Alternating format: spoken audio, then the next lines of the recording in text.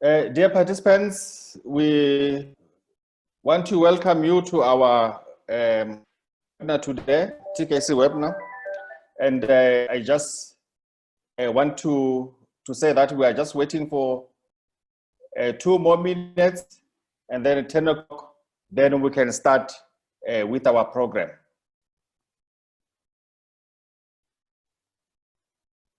We still have a number of people still joining, and we will just wait for them to join, and then we can start with our program.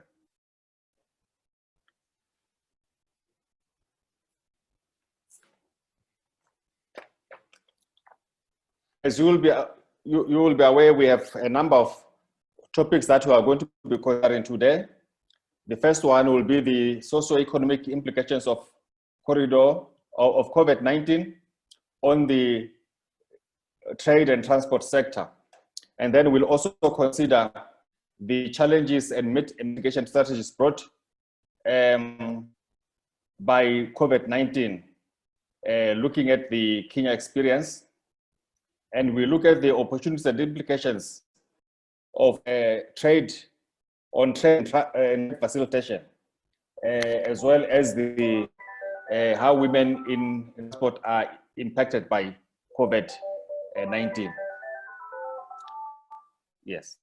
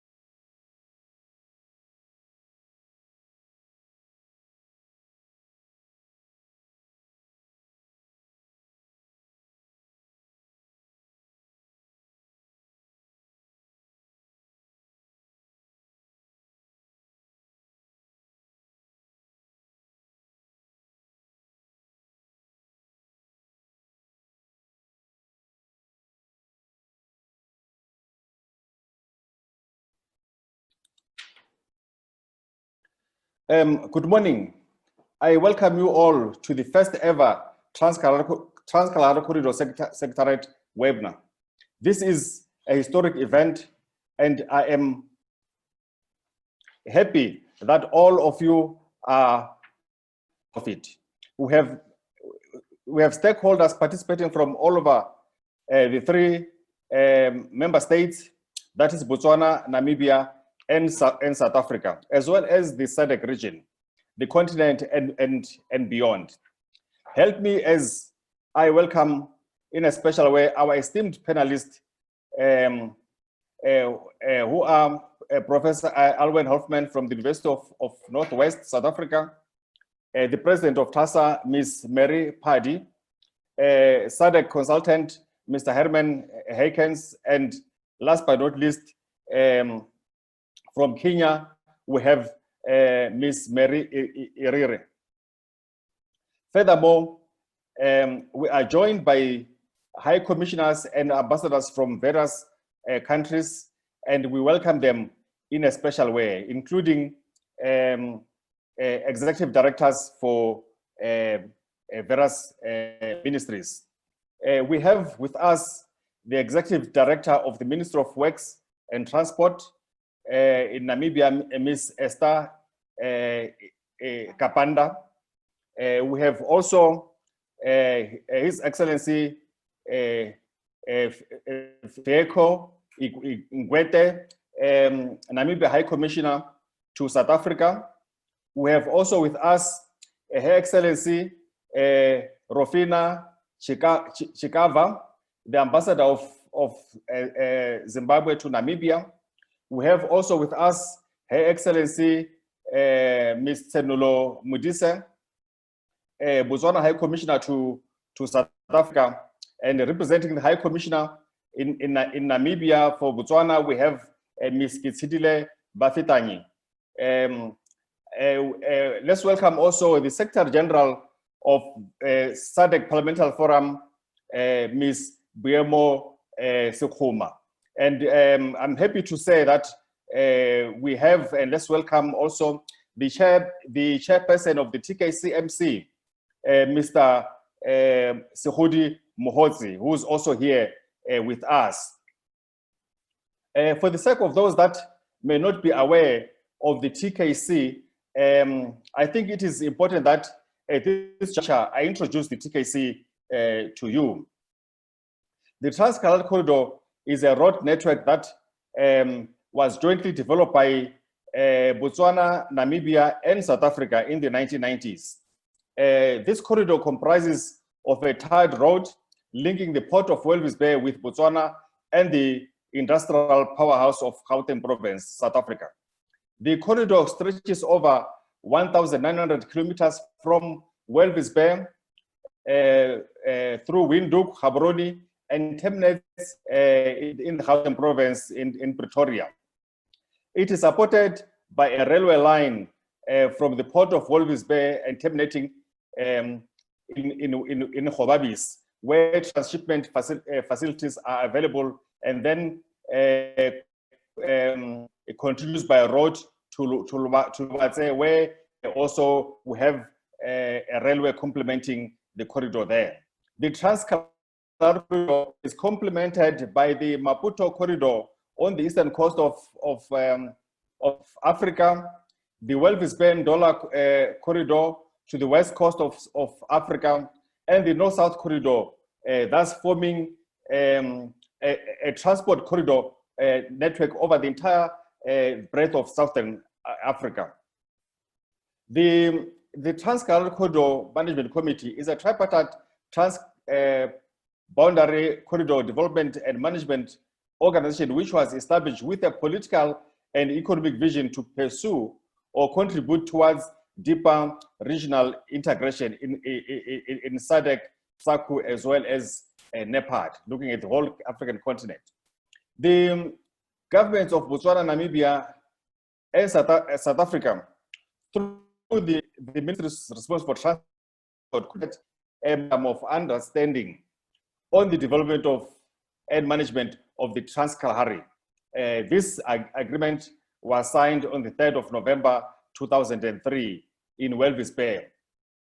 The objectives of the TKCMC, first and foremost, is to simplify cross-border transactions and customs operation along the corridor, facilitate the movement of goods and persons on the TKC by simplifying and harmonizing the requirements and controls that govern the movement of goods and persons with a view to reducing transportation costs and transit times, to integrate the spatial and economic transportation planning for the contracting parties, as well as to promote deeper regional integration by harmonization of conflicting regulations and policies in the three member states, in line with the SADC regional indicative strategic development plan.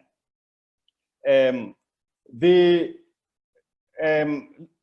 advent of the COVID-19 pandemic has had devastating consequences on national as well as regional economies. Comparative advantage of the region has severely been compromised, with exports and imports seriously affected. The World Bank biannual Africa's Pulse report states that as a result of the COVID-19 pandemic, economic growth in sub-Saharan countries, sub-Saharan Africa, will decline from 2.4% in 2019 to between negative 2.1% and 5.1% in 2020. Haulage of freight has not been spared from this devastation, with some transport companies winding up and some barely staying afloat. The gains that REX and indeed corridor management institutions like the TKCMC had achieved in promoting efficiency on corridors has been compromised by COVID-19. Delays at borders, en route transit control centers and checkpoints are now the order of the day. In order to address these non-tariff barriers, the TKCS, that is the Trans-Kalahari Corridor Secretariat, is hosting a virtual stakeholder management engagement to bring together all key stakeholders from the 3 member states and of course beyond, deliberate on challenges posed by COVID-19. The objectives of the engagement are to bring together authorities and industry players to deliberate and consider the challenges COVID-19 has had on trade, transport, and trade facilitation, environment. To deliberate on the effects of COVID-19 on the economy with a view to proposing mitigating strategies, and of course to understand how COVID-19 has affected new interests in the industries. The country has been traditionally been predominantly a male domain, but now we have women that have come in, and we actually very, very excited by their coming in. Hence, it is important for us to understand how they are affected by this COVID, and also how can member states facilitate and help them to stay in the business. At this juncture, I will be calling on the first panelist. Please, this is a stakeholder engagement. You are therefore invited to forward your comments and questions. Use the chat platform in this regard to pose your questions and comments. We will allow all the panelists to give their presentations, then deal with the questions and comments at the end of the presentations. We will endeavor to cover as many comments and questions as we can. I will now introduce the first speaker who will be talking to us. He will address the topic socio-economic implications of COVID-19 on trade and the transport sector. His name is Professor Alwyn Hoffman. Professor Hoffman is no novice in this topic. He was born and raised in Bloemfontein in South Africa, the Free State. He studied as an electronic engineer at the University of Pretoria, where he eventually also obtained a master's in engineering and a PhD and a MBA in degrees. He worked in the South African high technology electronics industry during the period 1985 to 1994, when he joined Northwest University as director of School of Electrical and Electronic Engineering for a period of 6 years. Between 2001 and 2008, he again spent time in the high technology industry, working for Inala Technology Investment in the field of intellectual property development and for the IPICO a company listed on the Toronto Stock Exchange in the field of automated identification. Since January 2009, he rejoined Northwest University Faculty of Engineering and is still involved as consultant in the fields of data mining and intelligent systems. His recent research work focused on the application of new technologies in the fields of transport and logistics, and more specifically, transport corridors. He has many studies in this field, working with organizations like DTI, THRIP, DST, and others.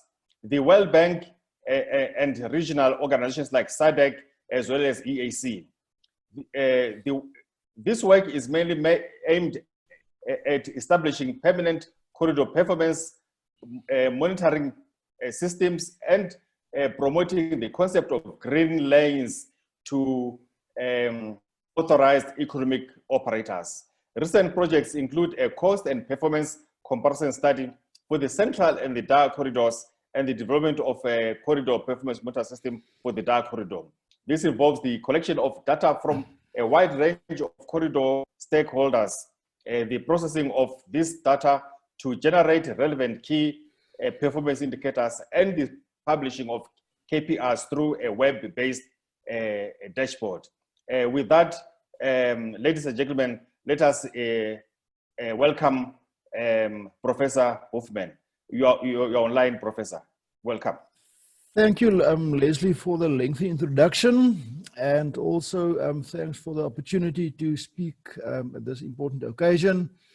I would also like to welcome all our distinguished guests. I hope you learned something from this engagement, and hopefully we can constructively discuss what can be done for the TKC corridor in these difficult times.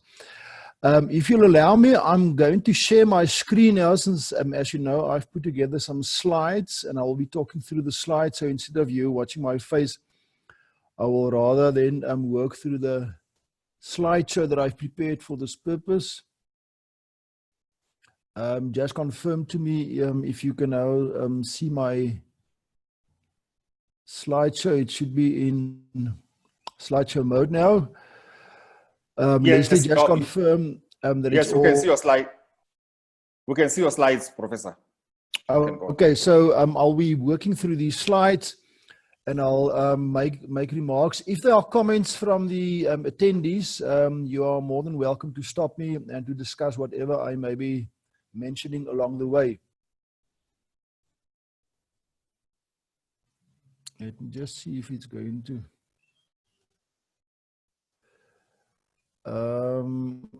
I'm not sure. Is it?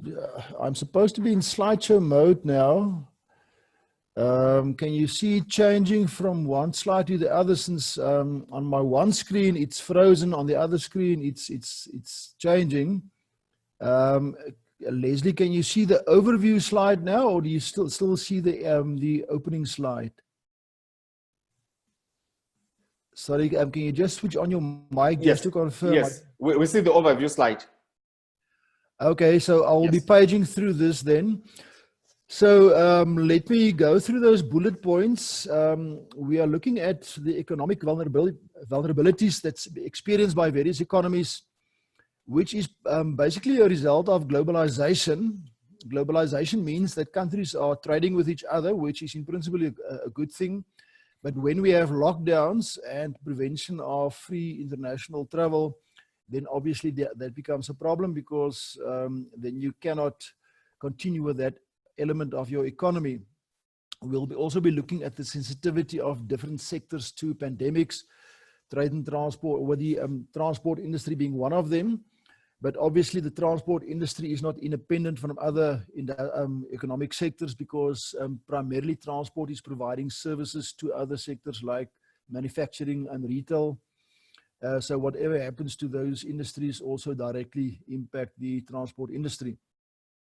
And then I'll look at the role and importance of risk-bearing capacity on the ability of industries and of companies to withstand the impacts of a drastic event like the COVID-19 pandemic. And I'll show some indications of the estimated impact of this COVID-19 pandemic on retail and manufacturing industries. And I will also briefly look at measures that one can take to limit the damage caused by pandemics such as this. So let me move on to the interaction between the logistics industry and the rest of the economy. If we want to look at the impact of the pandemic on logistics and on the economy, we first have to understand the relationship between logistics and the transport industry that basically overlaps with the logistics industry and the rest of the economy.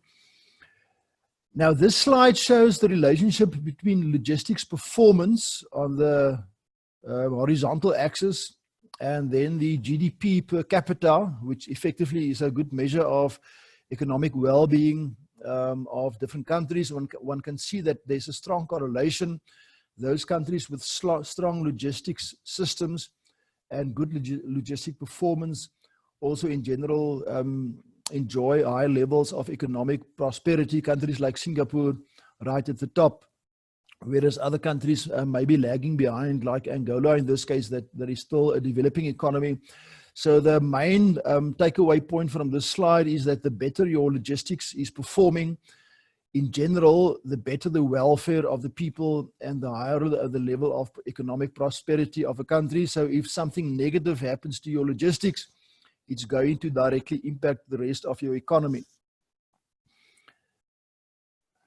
So in terms of economic vulnerabilities resulting from globalization, global trade has been increasing in recent times as a fraction of global GDP.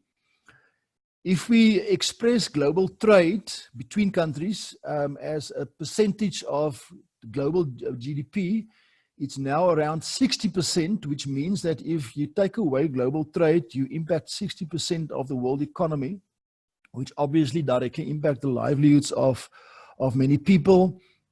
So the implications is that the economies of all countries have become very dependent on imports and exports to provide livelihoods for their populations.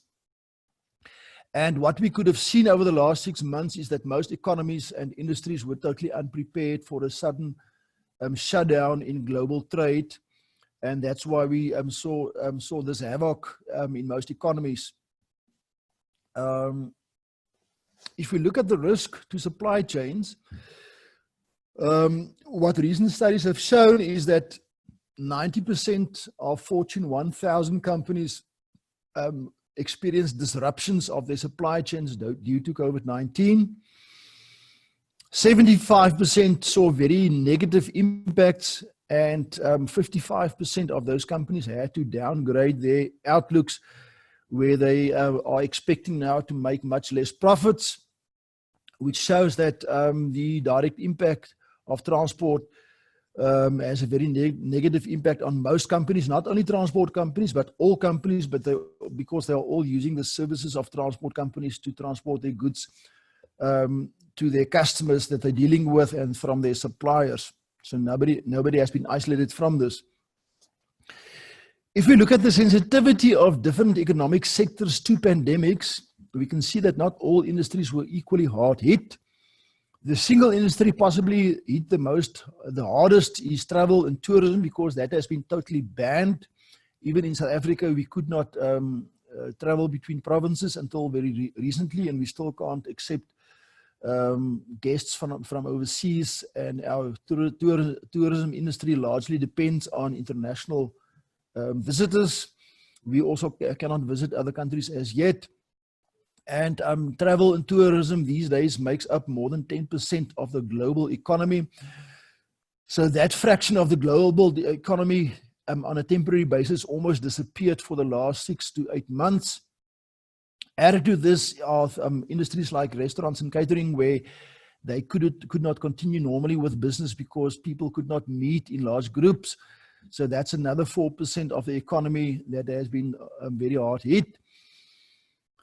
Then manufacturing industries has also been hard hit, typically in the case of South Africa, where our biggest manufacturing industry is automotive, and where we also produce vehicles not only for the local market, but most of our locally produced vehicles are these days exported, and which also generates a lot of foreign revenue because they've been cut off to a large extent from their suppliers overseas. If you take a typical automotive product, one car contains thousands of components, and because of specialization, those components comes from dozens of different countries all around the world, some from the Far East, some maybe from Europe or the USA. So it's a very complex operation, and if international trade and travel is disrupted or even totally prevented, it's very difficult to continue with manufacturing. In addition, because of the lockdowns, most of the staff of the automotive manufacturers had to stay from home.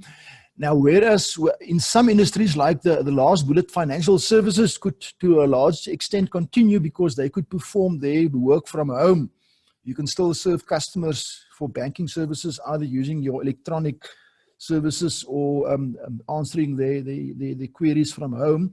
It's quite different if you look at the manufacturing industry because there are machines to be operated, and it's dangerous or even impossible to operate those machines remotely. So those industries experienced extended lockdowns of their staff, which resulted in zero production for a few months. So huge reduction in and huge loss in productivity in those sectors. Whereas others like agriculture and medical could continue because they are regarded as essential services, and some other like financial services could continue to a large extent because they had the ability to do it remotely.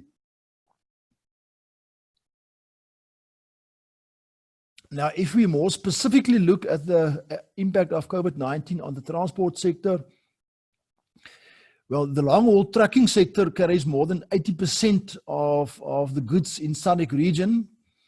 Let's have a look at specific statistics on Chinese logistics, where accurate figures are available, and that gives a good idea of also what happened in the local industry. What was experienced was with the initial lockdowns in China, the long-haul trucking volumes went down to only 50% of normal levels, so 85% could not take place. Ocean freight also went down, also air freight. And if we break the industry down into individual companies, the general experience has been that the smaller players has been the hardest hit because they did not have the same buffer resources to keep themselves going. And there's a concern that many of those smaller players may in fact go out of business because they simply did not have the resources to allow them to maintain operations and to keep on paying their staff and servicing their vehicles for such an extended period where operations have been disrupted. But even big players like DHL and others had to declare force majeure, where that would allow them to go back on and not fully comply with some of the existing contractual obligations. So some of their contracts for the transportation of goods had to be declared null and void because of the impact of this endemic, even on those big global players. This is just a graphical depiction of what I just stated. Business went down to about 15%, even less for some period of time, and it only gradually recovered afterwards. And during that downturn, many players had zero income, so many businesses are on the verge of closing down, which may have long-term repercussions for the entire industry going forward. If one look at in a bit more detail, I don't have time to look in detail into all of these graphs, but these are graphs for different countries. One can see that not all countries were impacted in the same way because the structure of the economy is not exactly different. And in general, between the business and the private sector, the business sector in terms of travel was impacted worsely than travel for leisure activities. And that obviously also impacts very severely on the economy in general. If we look more specifically into manufacturing operations, and I decided to focus a little bit on manufacturing because that is possibly the single biggest client of transport operations, with transporters, firstly for inbound logistics transport components to the manufacturers, and then also transport the finished goods from the factories to end users. All around the world, supply chains were immediately disrupted. Manufacturing is experiencing quite a significant drop in the total expected production for the year. And in terms of liquidity, many of their suppliers and even the big OEM players did not have the liquidity in terms of available cash to carry themselves through this phase. So many of them will require assistance from governments and from financial institutions. And many of them saw huge drops in sales. And there you can see at the bottom that there's a link between finance, HR, and core IT. And in terms of the different activities, there were limited supply of vehicle parts and a shutdown of the actual manufacturing operations. That led to declining working capital because they could not sell vehicles and they could not earn income. And that it also led to a drop in new vehicle sales. So it's unfortunately a vicious circle. And it may take some of these industries several years to fully recover from what has happened over the last 6 to 8 months.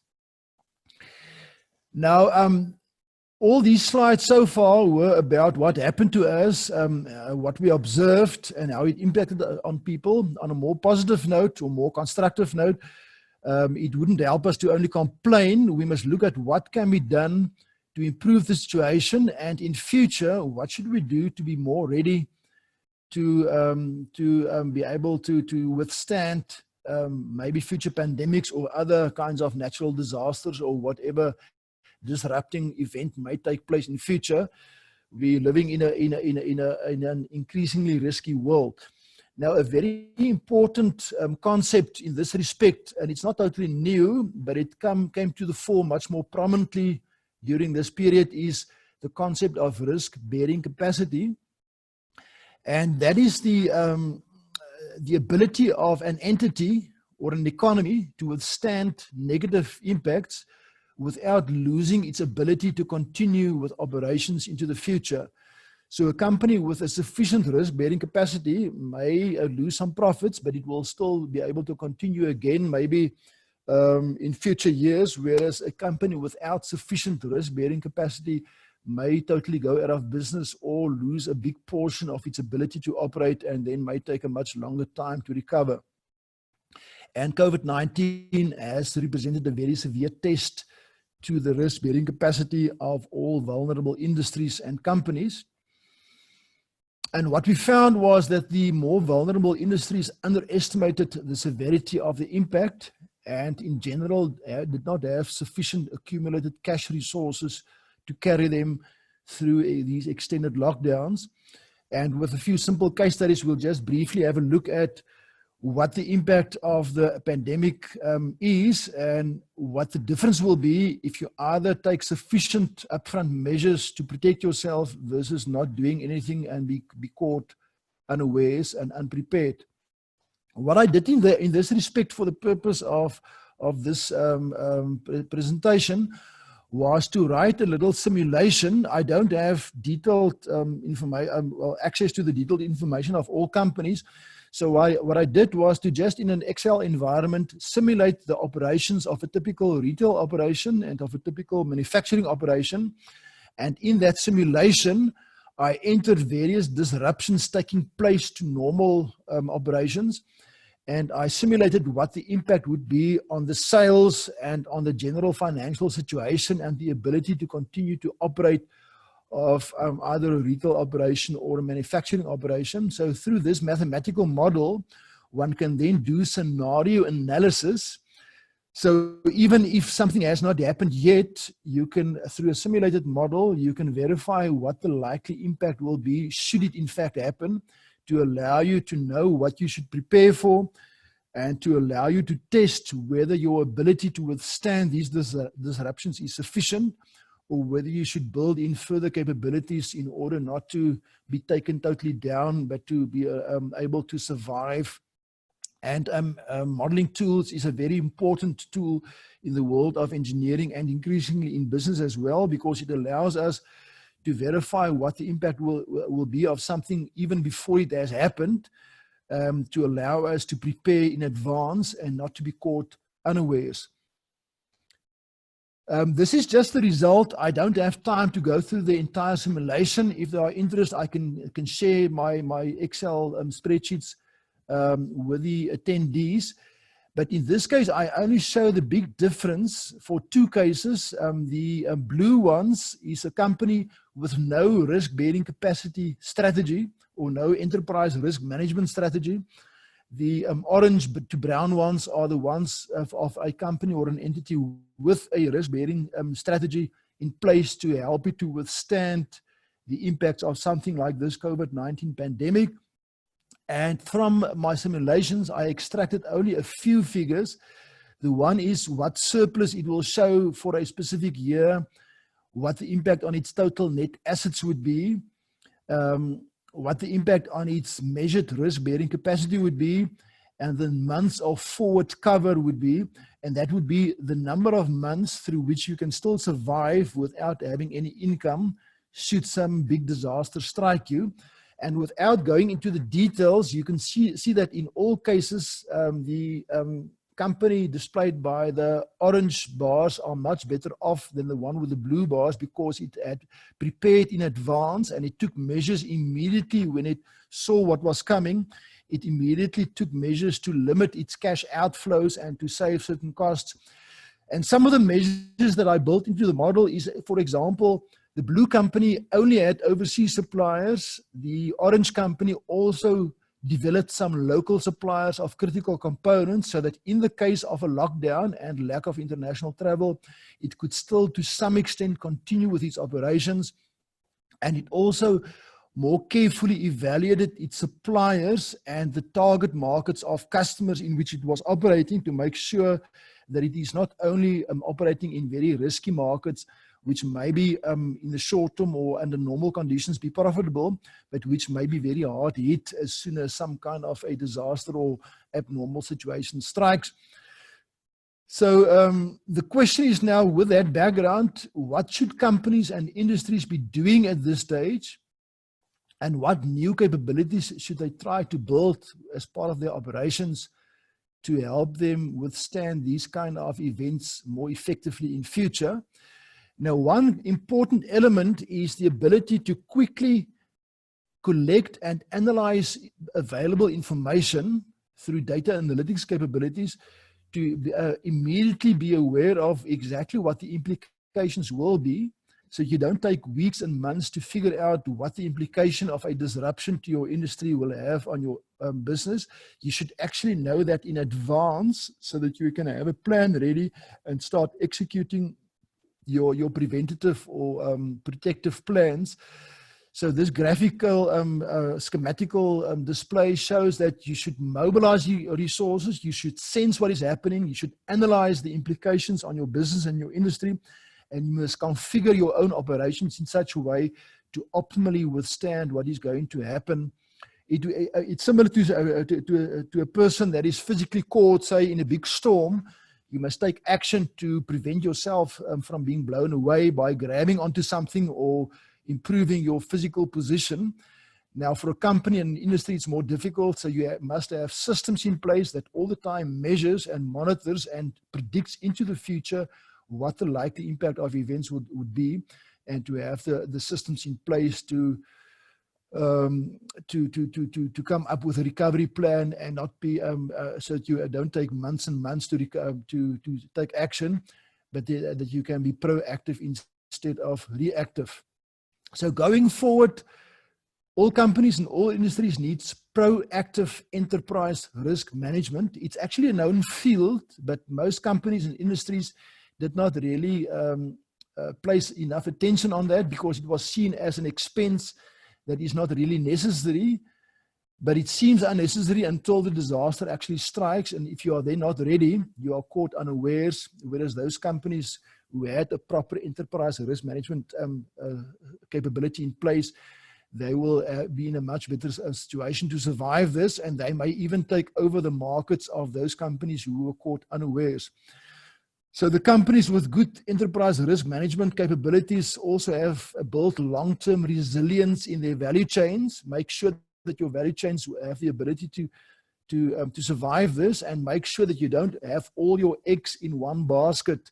So companies with only suppliers, say in China, were caught much more severely than companies with a distribution of suppliers all around the world, also in their own country. It needs a holistic approach. It covers your total end-to-end value chain. You can't only look at one element. You must understand how all the elements of your company and your industry fits together and how they impact each other. You must build in flexibility. You must be responsive, and you must have a resilient risk management approach. And in order to allow you to do that, some of the capabilities you will need is applied analytics. You must observe what happens around you, apply that to your company and to your industry, interpret that, and know what to prepare for. And some of the new tools that companies are increasingly using in this respect are things like artificial intelligence and machine learning to help them make sense out of this very complex world that we are finding ourselves in. You must also have end-to-end transparency across your value chains, so you know exactly where the disruptions are taking place and what the impact would be. And this kind of risk response must become now an integral part of your business as usual protocols. It cannot be regarded as an exception anymore. So it will have to become part of your day-to-day operations. Thank you. This is all that we have time for today. And I will be more than welcome now to take your answers. Let me just stop sharing my screen. Let me just, there I'm stopping screen sharing. And we're back to the normal views.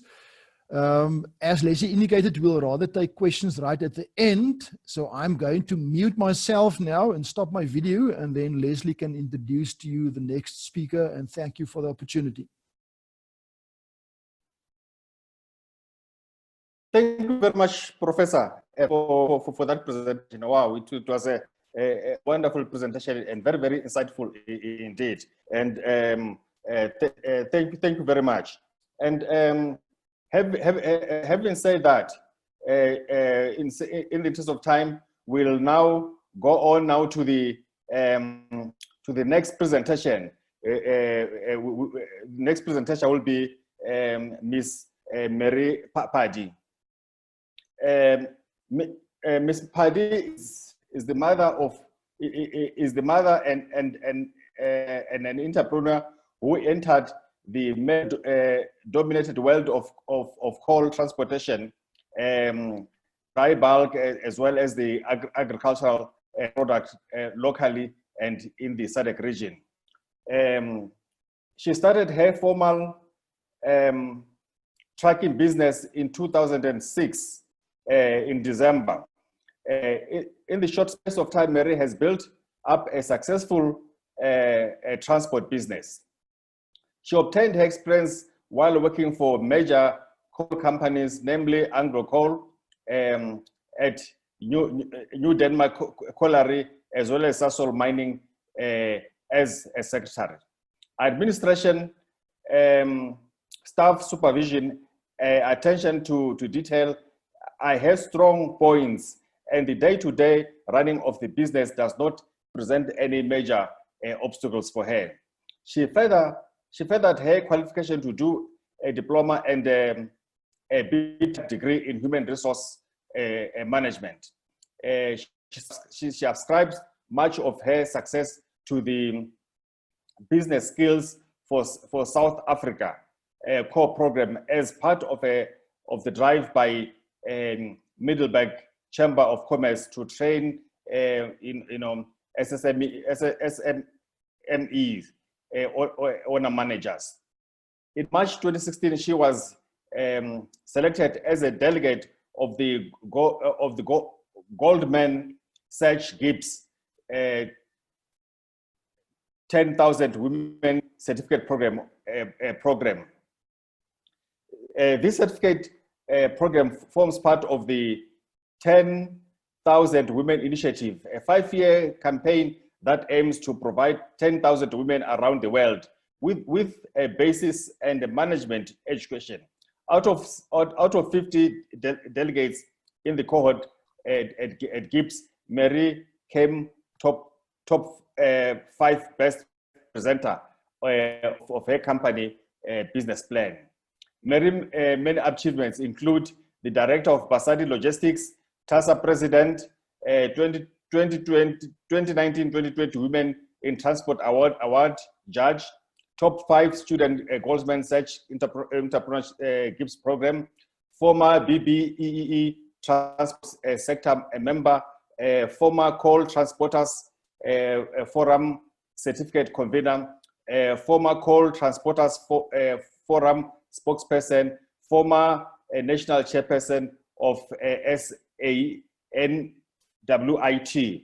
and the finalist from Mpumalanga FNB Business Women. Yes, with that introduction, let us welcome Ms. Mary Phadi. You are welcome, madam. You can start your presentation. Good morning, Mr. Mpofu, the colleagues here on the platform, participants, and all the guests that have joined us. Thank you very much for allowing me this opportunity. I would like to, immediately go to the slide. I thought maybe I should be giving. Can you be able to see the share slide? Yes, we can see it. You can see your share. Okay, thank you very much. I thought maybe I must just give a background of who TASA is. We are a transport or a body that represents truckers in South Africa, and also to provide information to all our members that operate so that they can be compliant, be profitable and sustainable. We have about 500 members who are part of us, and mainly they are transporting coal, petroleum, manganese, wood, iron, food containers, agricultural product, and the general cargo, and many, many more.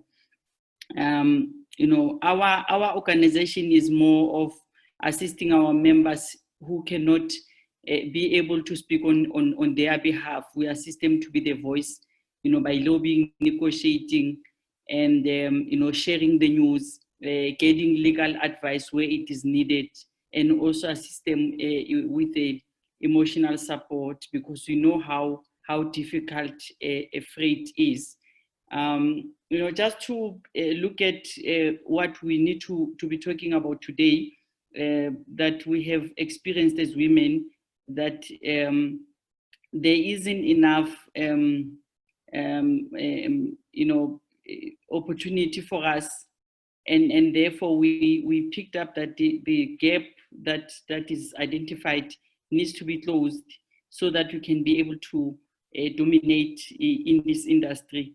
We might be saying that women are now part of the industry, but we still realize that we are far from reaching the target. And one of the things that is making it difficult for us to be able to do so is the procurement legislation. We don't see set aside for women, but we see the unfair BBBE requirement that is making women not to participate, because some of them, they say 51%, only to find that women are not involved in their own understanding of the trucking industry, and the unclear processes of the procurement with regard to the tender policies and the opportunities. And also we saw a gap that the industry is not transformed, because there isn't enough mentoring and the capacity development programs that will be that are assisting women to be more empowered in the whole industry. And there are no regular engagement with women in freight. I've never seen, in fact, whereby women get together and try and resolve issues or talk about freight, or have the the technical skill to be able to tell each other women as to what is it that we can do. And we have seen that the gap most is also that we don't encourage joint ventures for women, because most of the time they take them to be part of the company, and in that company they don't tend to learn a lot. But if you are a joint venture, you can be able to stand alone and be equipped that after 3 years a woman can be able to run a business. And the other thing that we've picked up as a gap is that there's an increased gap between the experienced and the lesser experienced. The more the people who are experienced in the industry, the more they get more opportunities compared to a person who does not have enough experience, because they tend to find it hard to sustain themselves in this industry. And the insufficient investment in the road infrastructure development and maintenance, we have proven that, because at the moment our road infrastructure are not really in place to be able to cater for the freight industry. And also the investment in the infrastructure, we don't have proper infrastructure where we can be able to say that we can do our own maintenance in the freight industry. And the low number of women in this industry has made the previously disadvantaged companies to dominate the industry. And the other gap that we have identified is that the freight industry is not regulated, so it makes it very difficult for the industry to be able to tell who's participating, who's running a business where, and how one can be able to assist. But looking at our topic for today, we realize that there's an opportunity beyond COVID-19. Without looking at the challenges that we had, but we saw this as an opportunity, because it is more like starting a new page of bringing women together, by engaging with our counterparts, which is what we are doing today, to be able to learn from other countries on the information that they provide to women in different countries. In fact, the SADC region, if one may put it that way, by creating more awareness campaigns, to see, have an opportunity to be able to, gather women together to pilot the safety campaign, where we'll be able to be telling the country about the importance of safety on the road. And the subdividing into the mode of transport, what we've realized that is that the funding, when it comes, they always put it together. I lately saw the funding from NEF. It speaks about funding women. It's a set aside funding, but in that funding, we need to subdivide it so that we can be able to know exactly which mode of transport are we financing to assist our women going forward, after the challenges that they had, so that they can be able to tell that this money was allocated where, and how many vehicles were bought in the process. The transformation of the freight industry, to make sure that we utilize women in the space of freight, and make sure that by transforming this industry, we'll be knowing that most of the women will be able to get more knowledge, rather than maybe using them for fronting. If we can have 100% women-owned companies within the SADC region, we would have achieved more, because we'll be sitting here next year knowing very well that we are presenting or have invited more women to come and listen to the presentation, which is one of the things that Professor Alwyn have just presented now, giving us the figures, unpacking the market so that we can be able to know what is it that is happening. But we need to be doing that next year we have to bring in more women to be able to participate as owners of the company. And also, by introducing the program for women in transport, for them to be able to move from incubation to business opportunities, because we most of the time tend to spend time saying that we are training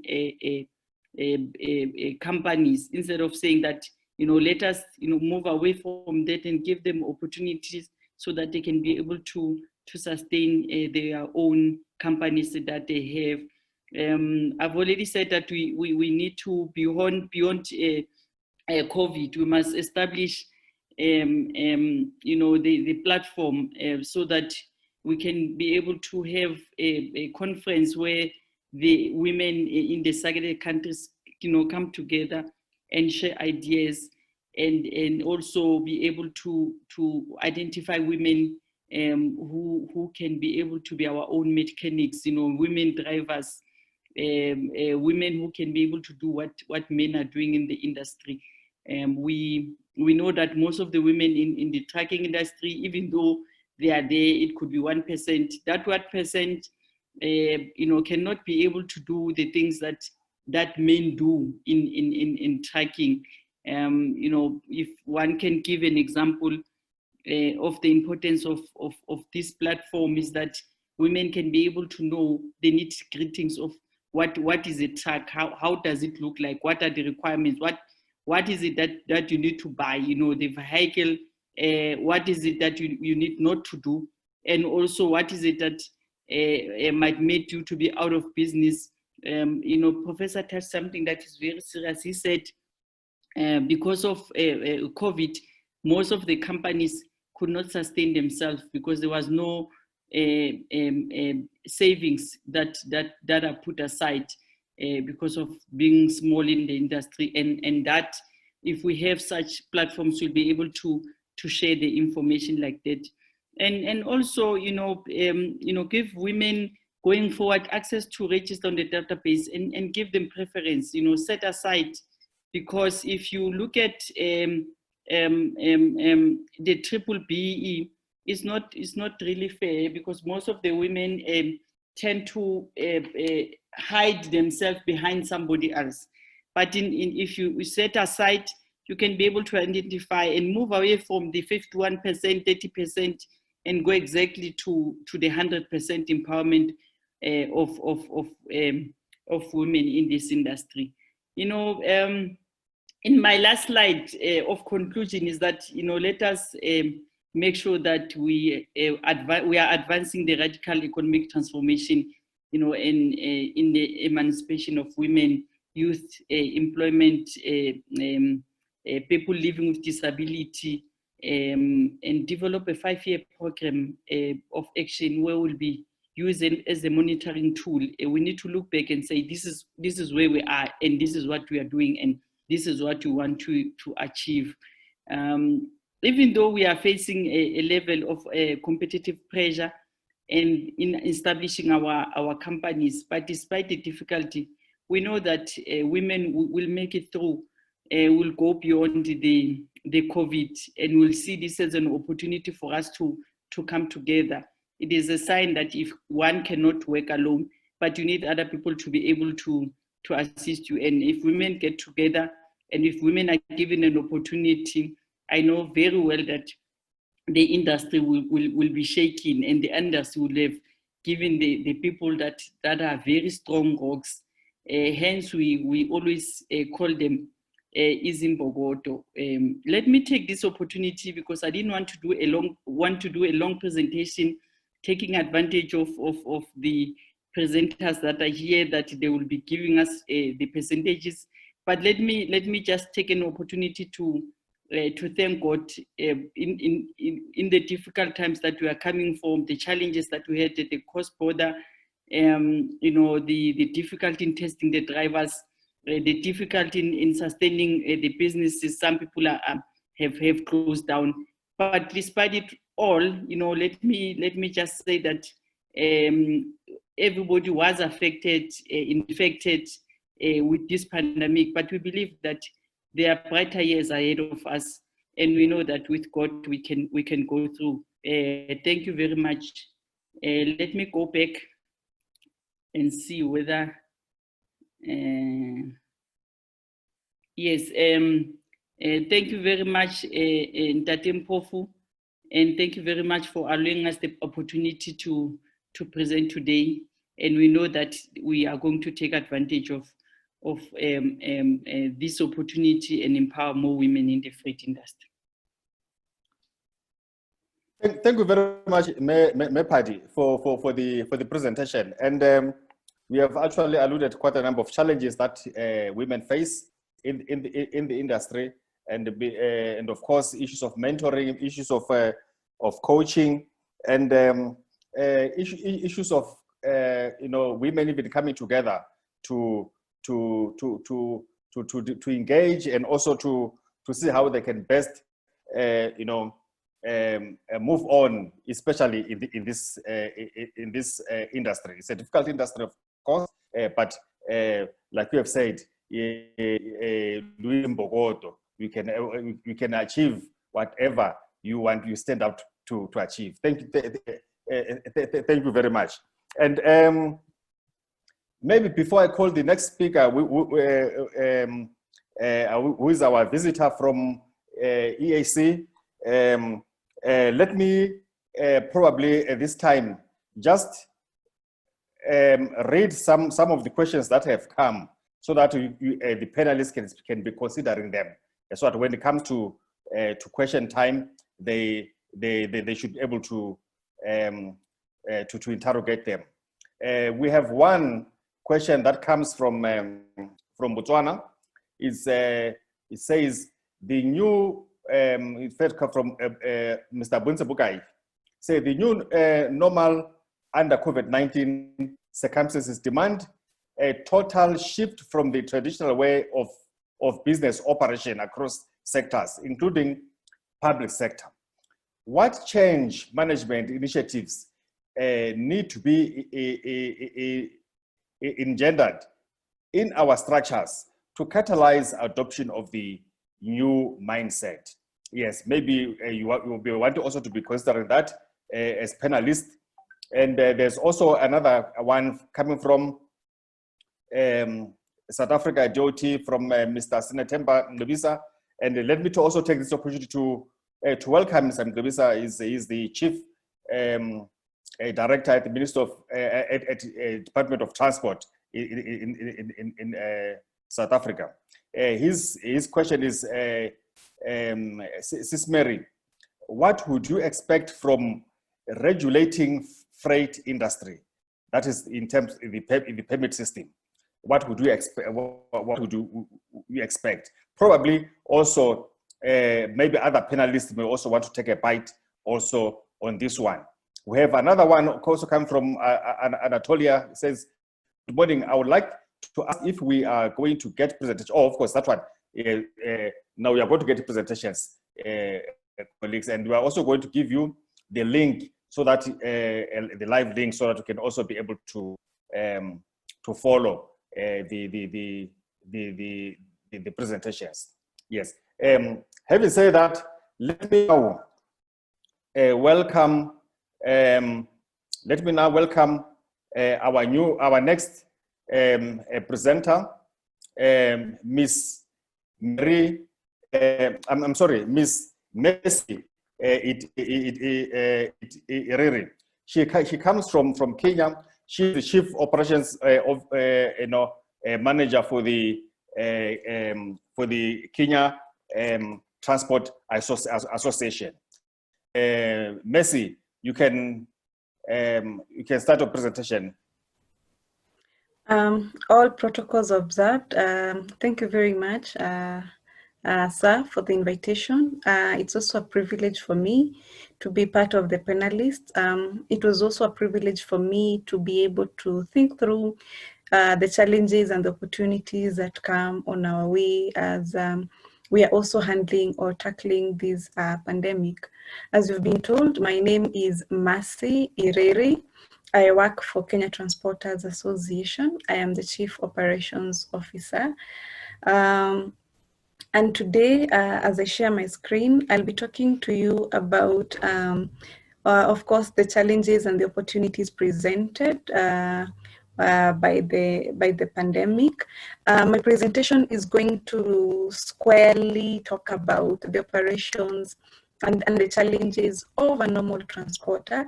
And so I'll first start by introducing Kenya Transporters Association. Who are we? We are an association that has been in existence since 1969. You can see our history. We started off as Qatar, and we were transformed into a limited company in the year 2011 and called ourselves Kenya Transporters Association. Our membership is, we have 1,000 members, but then because we do not have regulations to ensure that everybody becomes a member of an association, we have an active membership of 250 truck companies. The objective of the association, of course, is we are the link between the government and the business people, and therefore for us, we work to improve or to promote safety and professionalism within the transport sector. We promote self-regulation. As Madam Mary has said, we are in an industry that is less regulated, and for us, what we do is to promote self-regulation and professionalism. And also I've lined up a number of other objectives that we do. As far as professionalism and self-regulation is concerned, as Kenya Transporters Association, we've gone ahead to ensure that we have our drivers trained, training of our drivers, and we do it in-house. We have an institute. The name of the institute is East Africa Heavy Commercial Vehicle Driver Training Institute. And for us, we just don't do the normal kind of training that is available everywhere. We use simulators. And precisely because of the level of accuracy and also efficiency and the competitive advantage that is offered by use of the simulators, you'll be able to see the objectives of the institute that are posted on the screen, and more of the training modules that we offer. We have the driver's welfare, we have the laws, we have the road signs and the basic mechanical principles, defensive driving, customer care, managing emerging issues or incidences, and types of roads and collisions and mitigations. There's a photo of how the simulator looks like. So of course we normally use the screens, just the normal screens, and then we have now the track, a simulation of the track, as you can see in the photo there. Of course, many would ask, what is a simulator? It is a device with which the learner is placed in a situation that resembles the real driving. The student also controls the same as a vehicle. They see on the screen an environment comparable to the one that they would see if they were behind the wheel in the traffic. And I'll also show you below here. This is a photo of drivers. So of course, the first session is usually theory, and I've just quoted a number of modules that we have. So these are photos of drivers in our institute in Mombasa.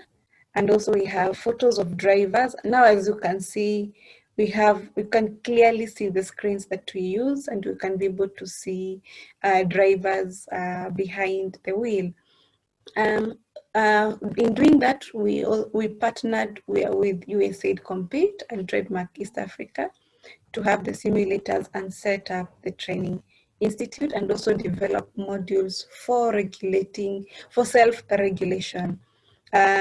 So I'll start by talking about the pandemic and also the measures that were introduced during this time.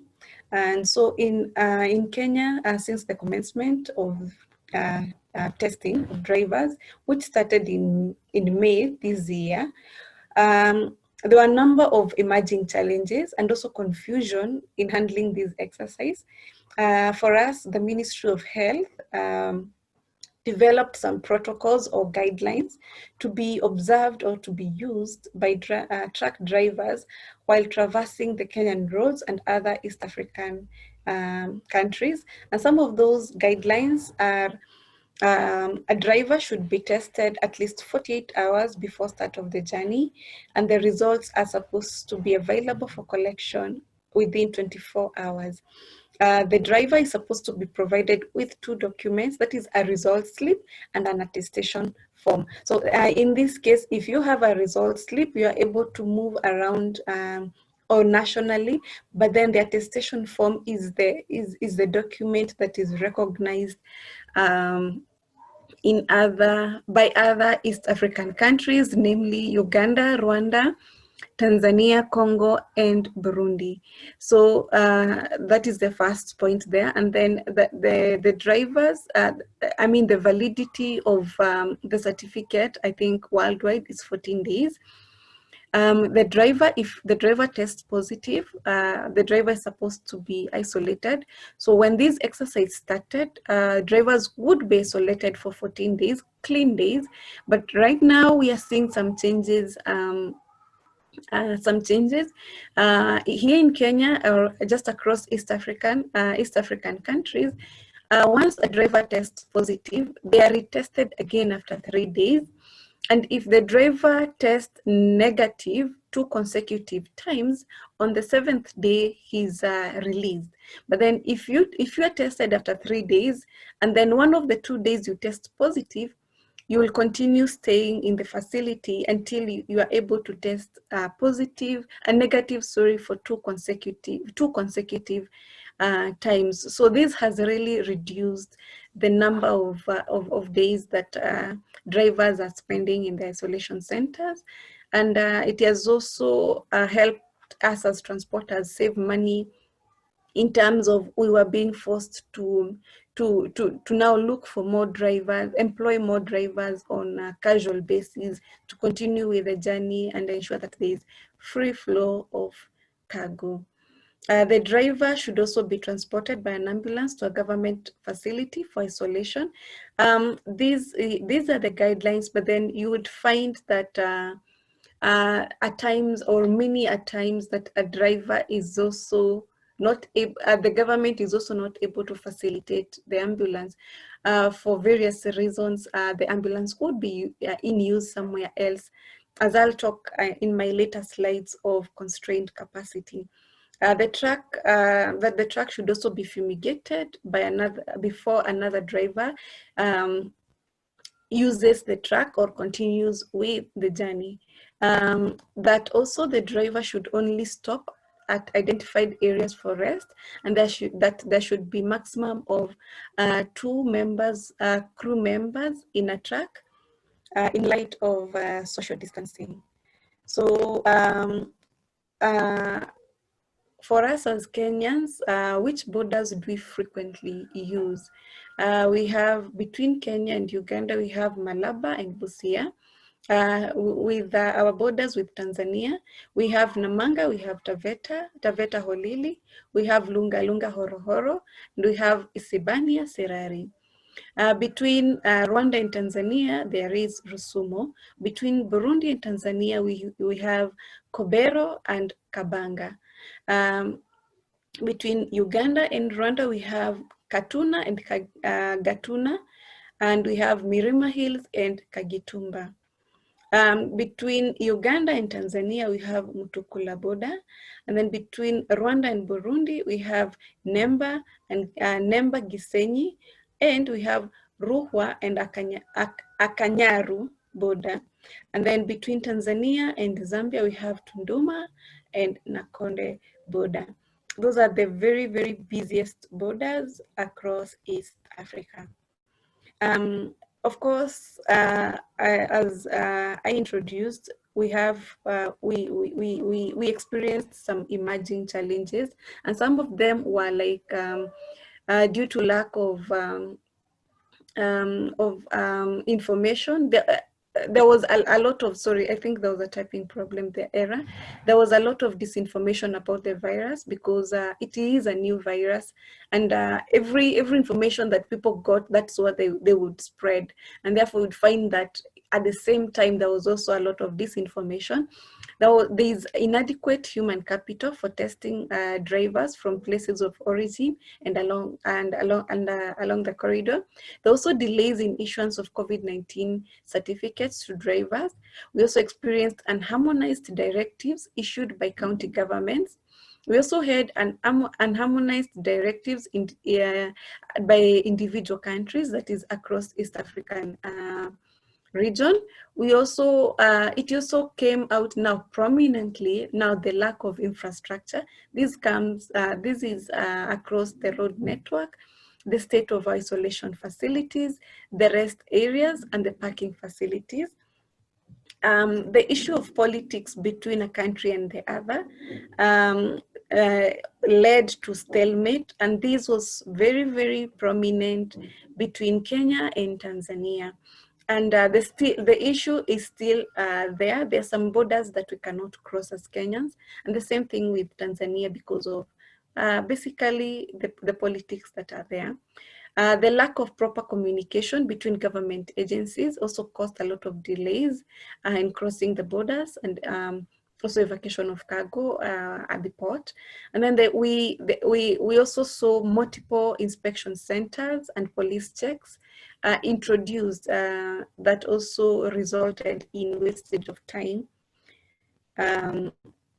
in supply of goods.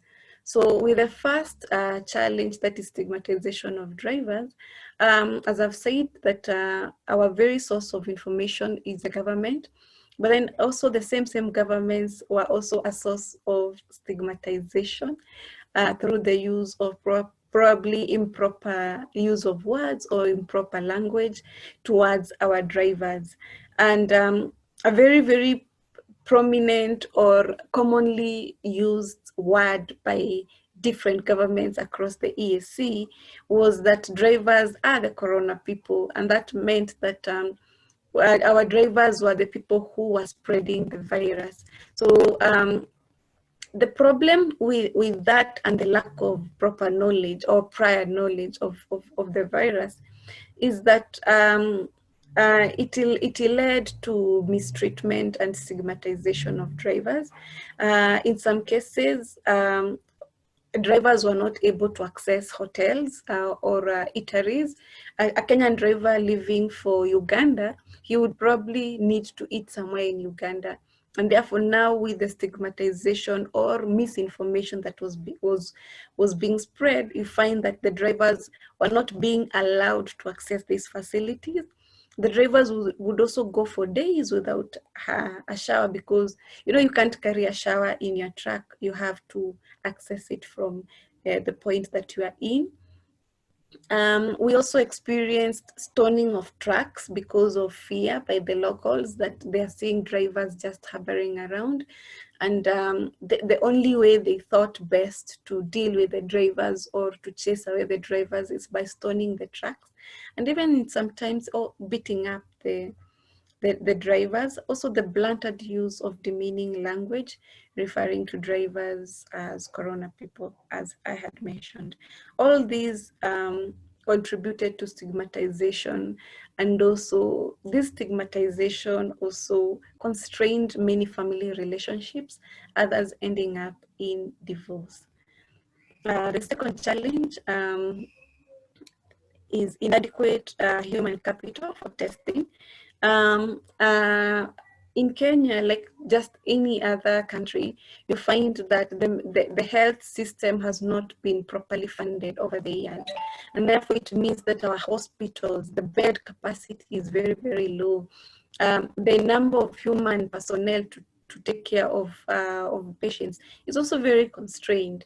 So you find that this pandemic really stretched the capacity of the already existing facilities in terms of the hospitals, the isolation centers, and the human capacity that was already there. And there was also a need to add more. So there was also the lack of preparedness, because nobody knew that probably the virus would spread from China and come all the way. And there was a lot of misinformation, like Africa is sunny and therefore we cannot get corona and such things. So there was some sense of unpreparedness, both by citizens and also by governments to handle a pandemic. We also experienced inadequate supply of human resource who would come to draw, now to take care of the process, that is now drawing the samples of drivers, transporting the samples to the laboratories, running the test, and relaying of information. That is the process that should be followed, but the same process was hampered by challenges mainly due to lack of enough personnel. Now, when this is lacking, then it means that evacuation of cargo from the port is also challenged, because I'll give an example of Mombasa port. Every day, more than 400, an average of 400 trucks leave the port to other hinterland countries. And therefore, if the number of drivers who are being tested a day is less than 400, then it means that there is a pileup of cargo that is growing at the port, and also it also increases the cost of doing business for importers, because they also accrue storage and port charges. We also had delays in issuance of test results. The capacity of most of our equipment at our laboratories did not have the capacity to run big numbers of samples at times. There was also an availability of laboratories in some counties that forced medical personnel to transport samples from one point to another and back. This also caused huge delays. The machinery at most of our laboratories in Kenya and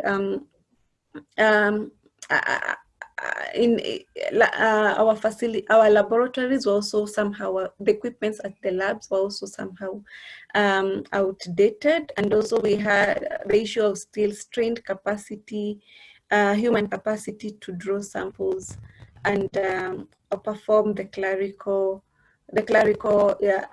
work. Because of also the strain of human capacity, we also observed a lot of clerical errors. And in this case, I'll give an example.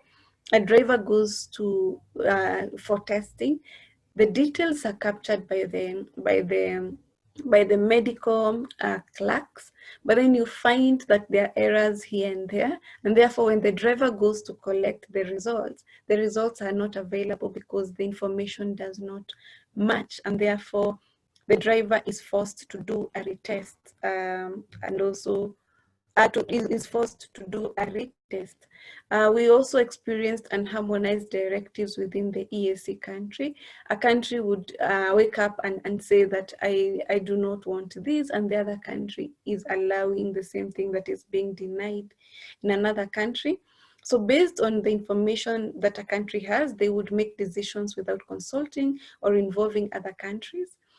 Some of these directives, I have given an example. Uganda would insist on having 2 crew members per truck, while Rwanda would only insist drivers accessing their country should only be Rwandese. Kenya would also insist on certain parameters for testing to be observed for a driver to be allowed in the country, while Tanzania insists that the virus is non-existent.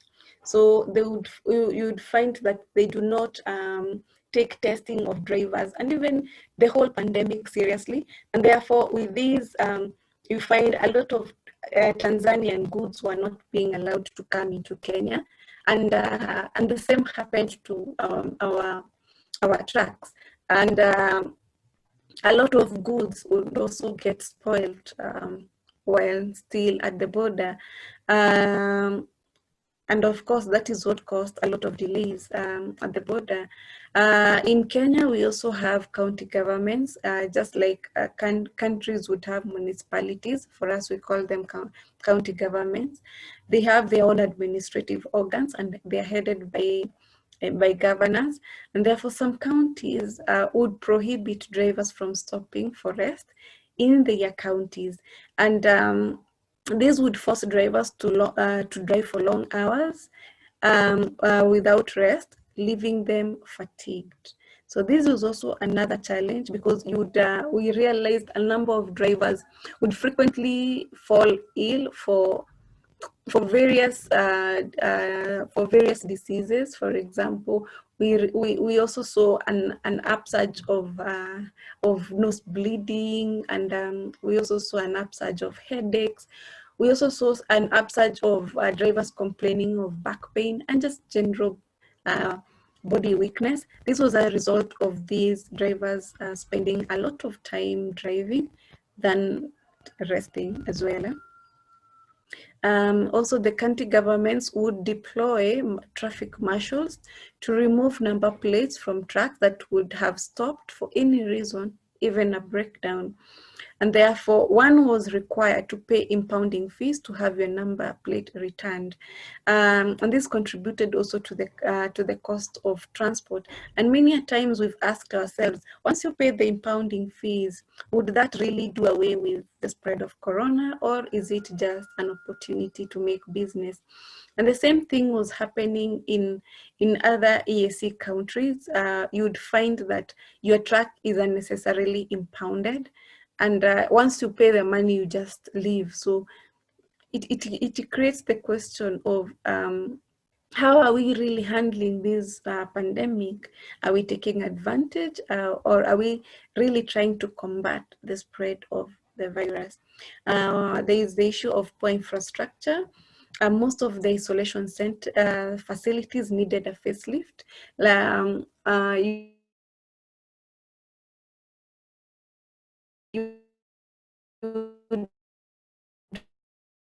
A facility properly maintained, so the supply of water is not so good. Probably also the electricity is not there, even the beds probably. So a number of things, and most of them here in Kenya, they needed a facelift, and also in other East African countries.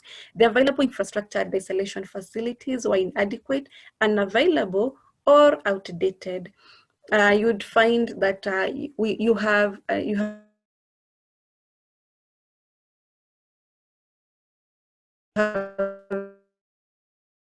beds, but the inflow of in having tested positive is more than the capacity.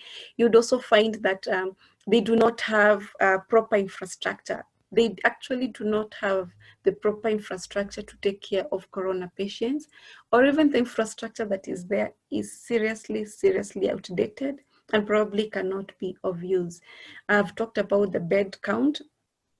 We also have the issue of roadside stations or areas of rest for drivers. In Kenya and in other EAC countries, governments in the year 2015 decided, through the Secretariat of Northern Corridor, decided to identify rest areas or roadside stations for drivers. The areas were identified, and the minimum requirements to have one put up was also the guidelines were also developed and agreed upon.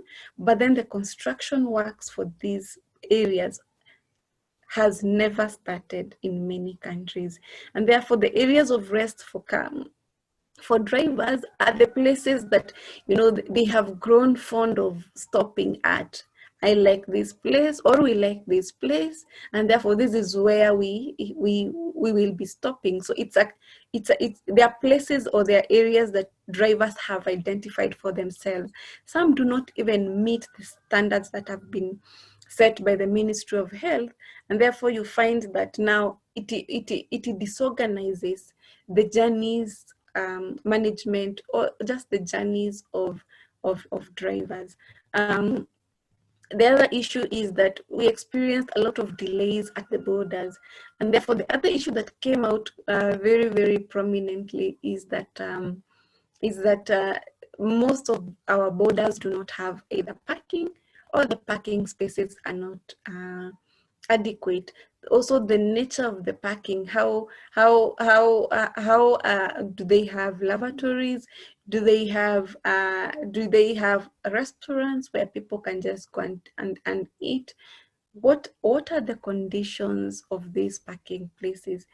It came out prominently that a lot needs to be done to improve those sectors or those areas. The border stalemate, we have observed borders being closed and reopened since the start of the pandemic. The stalemate between Tanzania and Kenya's borders have persisted to date, whereby Kenyan trucks are not allowed to cross over to Tanzania through specifically Isibania and Lunga Lunga border. However, there is movement of trucks both ways through Taveta and Namanga borders. But of interest to note is that these two borders that are open, that is Taveta and Namanga, experience or are heavily used by Tanzanian trucks, while the other two, that is Lunga Lunga and Isibania, are heavily used by Kenyan transporters. So you can see where the scale tilts. But for the borders to also operate, the Tanzanian transporters had agreed to be tested as per the Kenyan guidelines, or the guidelines that have been provided by the WHO. There's also the lack of proper communication between government agencies. And I'll just give an example. You move to the port and you're supposed to provide a result slip or an attestation form, but you find that they also have a different set of communication or instructions, and therefore it becomes harder for you to access the port. You would also get to the immigration offices, and they would ask you for a lot of documents that probably sometimes you've not been provided with. Sometimes they would not also allow you to get in to access the port or even exit with another government attestation form. And all this is because of lack of proper communication between countries and also government agencies. With the multiple inspection center checkpoints or police checks, as a way to ensure that the transporters comply with the Ministry of Health guidelines, government would set up multiple roadblocks to confirm the number of crew in the truck, to confirm that the drivers have masks, sanitizers, water, and soap. These roadblocks would also end up being a fertile ground for corruption, as the police and other government officials would extort money off drivers and employ many forms of harassment. Across the EAC countries, you are supposed to constantly wear a mask, you're supposed to have gloves on, you're supposed to have a jerry can of water and soap and sanitizers. So you would find that also the police and other government officials were also not observant of the guidelines provided by Ministry of Health. Do not touch surfaces unnecessarily. You're supposed to sanitize. So they also helped in the spread of the virus while doing what they're mandated to do. The other issue is, of course, whenever there is a challenge also brings about the issue of costs. So the delays have negatively affected transporters financially due to increased costs in operations and slowed down the truck turnaround time. On average, time taken to deliver goods has doubled as follows. Mombasa, Kampala, Mombasa, it is taking 7 to 10 days, while before COVID, it was taking 2.5 to 3 days. Mombasa to Kigali and back to Mombasa, it is taking an average of 14 to 16 days, and before it was taking 12 to, before it was taking 7 to 8 days.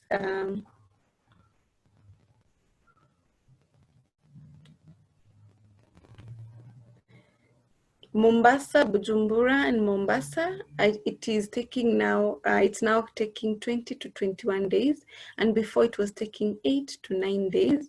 Mombasa to South Sudan, Juba, and back to Mombasa, it is taking 25 to 26 days, and before it was taking 8 to 10 days. So on average, you find that a trip, the same trip that would take, now it's taking double the amount of time, and in some very, very extreme cases, and especially at Mpondo border, that is the border between, that is in Congo, a truck would stay stationary in one place for up to 15 days. On average, a transporter loses 200 USD per day per truck to delays. Nonetheless, we also have opportunities that have presented themselves during this time of the pandemic. And of course, the use or the adoption of ICT services and infrastructure is coming out very, very clear.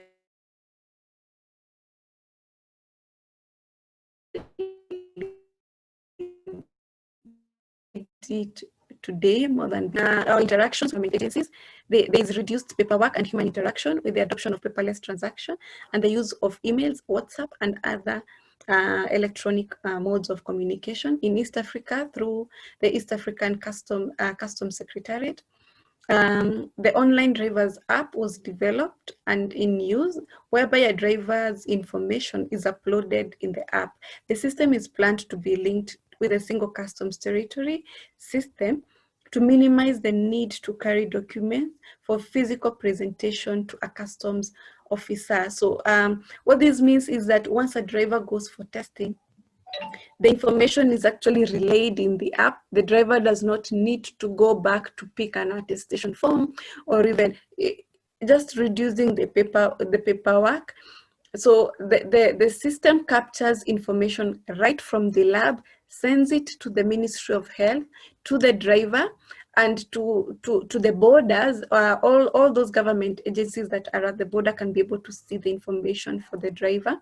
And therefore, when the driver just gets to the border, he only says that this is my ID number, this is my name, this is my ID number. And the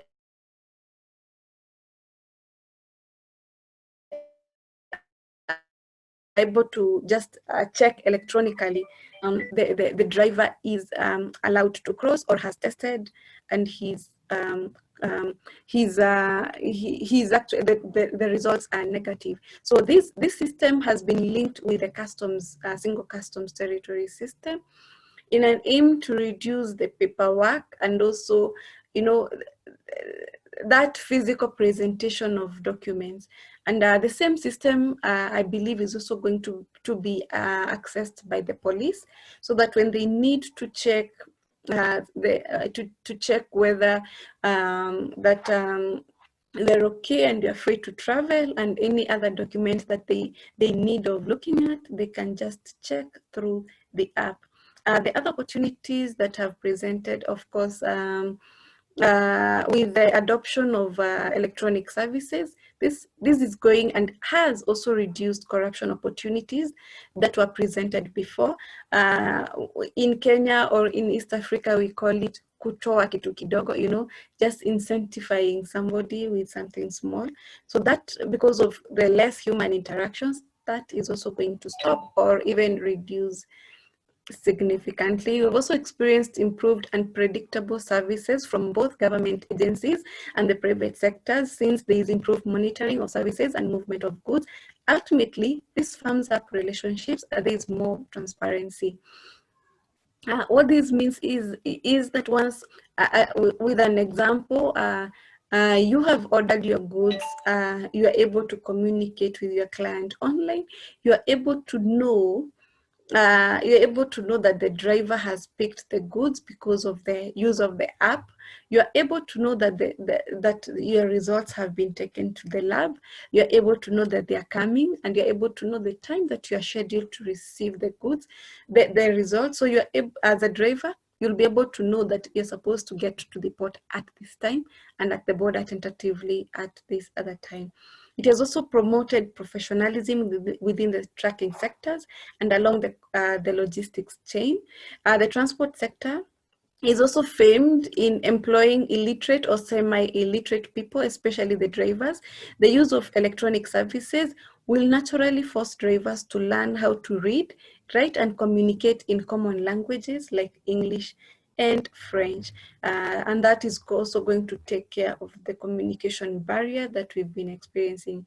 In conclusion, we commend all governments in Africa and across the world as in their efforts to combat the spread of the virus and ensure that there is continuous supply of goods and other of foods and other goods. However, every business seeks to minimize its overheads and maximize on profits. To achieve this, operational costs must be brought to manageable levels. Therefore, reduction of NTBs, that is non-tariff barriers, is very, very imperative. All mitigation mechanisms must reflect fairness and should be implemented in a proper standardization manner. Also, in dealing with the stigmatization, the Ministry of Health, in partnership with transporters, should conduct sensitization programs to help drivers learn more about the virus and reduce stigma. And I end there. Thank you very much for the opportunity. Thank you very much, Mercy, for the wonderful presentation. And in fact, it actually shows us that what we're experiencing here is actually not something that is immune to other regions, and more so that you know, the issues of delays that we are talking about, and the opportunities that have been you know, presented, as well as the quite a number of challenges that you are facing that side. It's also, we are facing the same challenges. And in fact, it actually, it was very an opportune time for us to actually, for you to come to present here, so that we can actually see what is happening outside of the region. So that maybe there's some things that we can also, you know, take from that. I'm also interested in the simulation that you presented. It's something that we may want to benchmark from and see how we can actually move on to improve our own transport this side.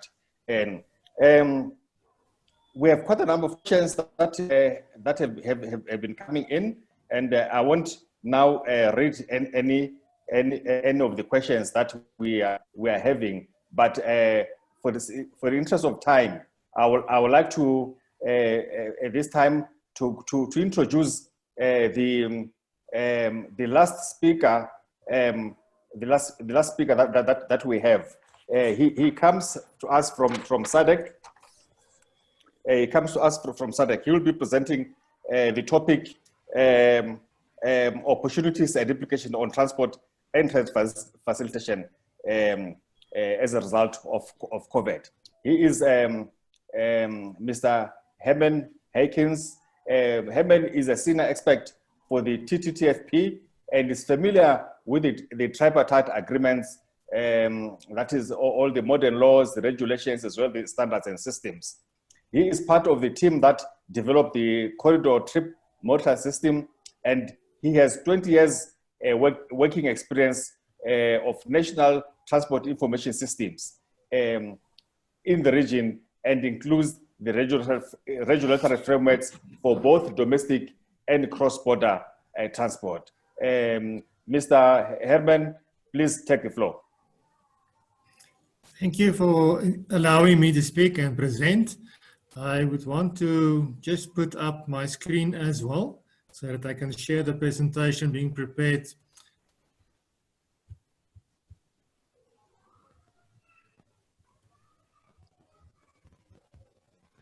Can you see my screen?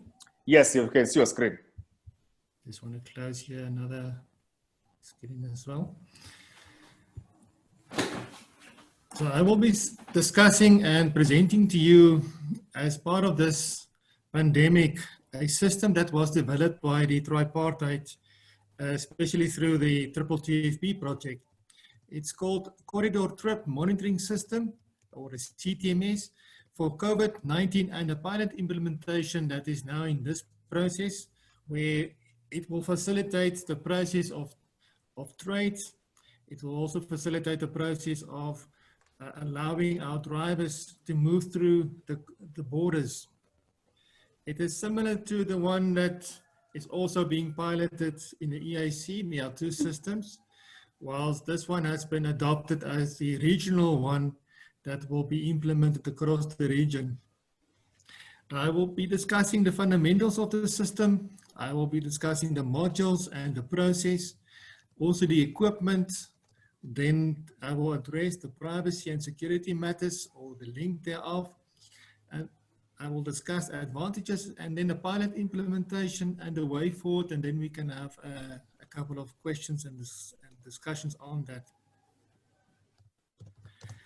The primary purpose of the Corridor Trip Monitoring System is twofold. It has got an immediate future with the COVID-19 pandemic that we have, but it also has a long-term performance. It also has got a long-term corridor performance management objective.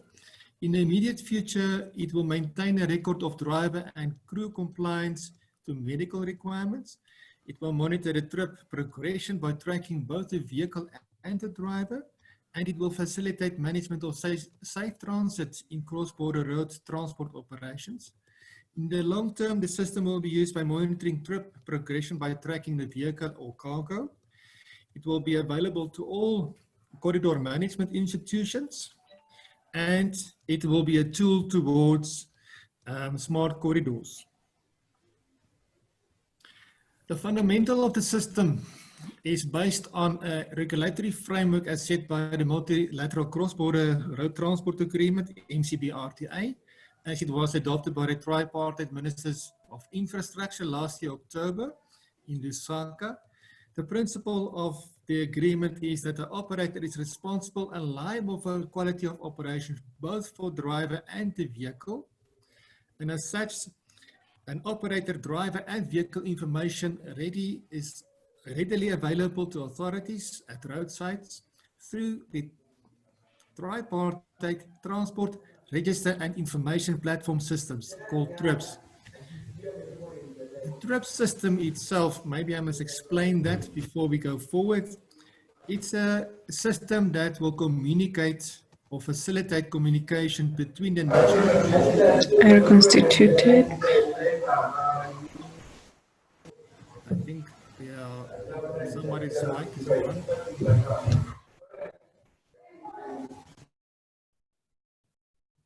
The TRIPS system would allow communication between member states on their national transport systems, communicating vehicle and driver and transgression information. This system is being implemented as we're speaking as well, and it will be hosted in Namibia that applied for a hosting of it. Also, there was an application from Tanzania as well as from South Africa. These three member states have applied for it, and the TTTFP is considering and evaluating the options and the proposals that were submitted. Most likely, there will be an installation in Southern Africa as well as in the EAC. But that process is in process, the adjudication process of the proposals. But this system will be implemented with the TRIPS. It will also be hosted on the same infrastructure as being implemented for the TRIPS. The CTMS modules, it will comprise of the following. There will be an operator web application, a driver and crew mobile application, an official roadside application, an official's office application, and then it would integrate with various systems. Now, the operator web application is the application that will be used by the operator himself, where the operator will be registering trips. It will register a route, a predefined route for its vehicle. He will also identify the crew, and he will link the vehicle and the crew to a trip, and it will also allow for the vehicle and cargo to be tracked. And I will explain this later more in the presentation. Then each member of the crew that's on a trip will be having a mobile application on their smartphones, recording their health screening questions, or they will record their vitals, medical or health vitals on the system. But that mobile application will also be a tracking device. The official's application at the roadside, it will be installed on a PDA. It's a type of smartphone, but more rugged. It will verify a registered trip. It will also verify the crew's health conditions in the vehicle, and it will record additional health observations, even a COVID test that were performed at the roadside or at the border post. The official's application that will monitor deviations from a registered trip, and I will also explain that a bit later. It will also perform a corridor performance management, where they will be tracking, and the objective is to implement a smart corridor system or integrated system for such functionality for management of the corridors.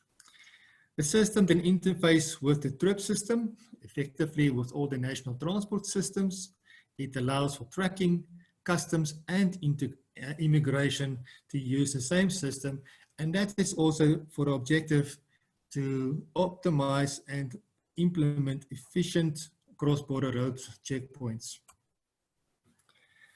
The operator web application, it includes a concept of a responsible component person, a RCP. Now I must maybe first discuss the RCP. The RCP is a concept that was identified in the MCB-RTA, the new legislation, or the regional model legislation that are being adopted. The RCP is effectively a operations manager of a operator, being responsible for the quality of driver and quality of vehicle going into the corridors. As such, the RCP is to register the origin and destination with border post and indicate an estimate departure and arrival times for a trip. For that, it also needs to identify the vehicles, the drivers, and other crew members that are employed to be used on trips. And then with the issue of a trip certificate that he as an official or operator will do from his office, he must ensure that the health conditions of the crew is being recorded on the system. And the principle on that is the crew must be tested and have a negative COVID-19 test certificate prior departure. And the system will validate that this is the case before a trip certificate will be issued. Details is also relating to the cargo that will be carried must also be recorded for the objective of integrating that with the customs. And the system will allow for various health conditions and requirements to be recorded, and I will discuss that also a bit later again. On this slide specifically, as we know that COVID protocols evolve, so does the requirements for recording the status of a crew member on the CTMS will also changes. The system allows for systematic history that will be recorded by the crew members on their smartphones or mobile phones whilst being on a trip. It will also allow for recording of a positive test. But for such test, the date, location of the test together with the quarantine requirements will be recorded. It will also allow for recording an immunity certification and a vaccination certification whereby persons are immune against or has been vaccinated against the virus. Then we have an active negative test provision as well, whereby it is supported by the testing protocols as agreed by the SADC and tripartite councils of ministers as agreed.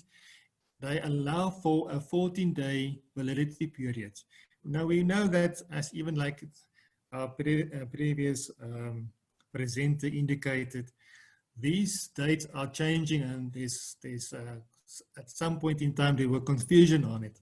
But the tripartite council members agreed on this 14-day validity period for which a test is valid. So from the day that a test has been taken, a sample has been taken, 14 days after that test, if the result is negative, will be valid as a certificate allowing a driver or crew member to perform or go onto a trip in the region. Then expired negative test results. This is if the validity period since the previous negative test result expired.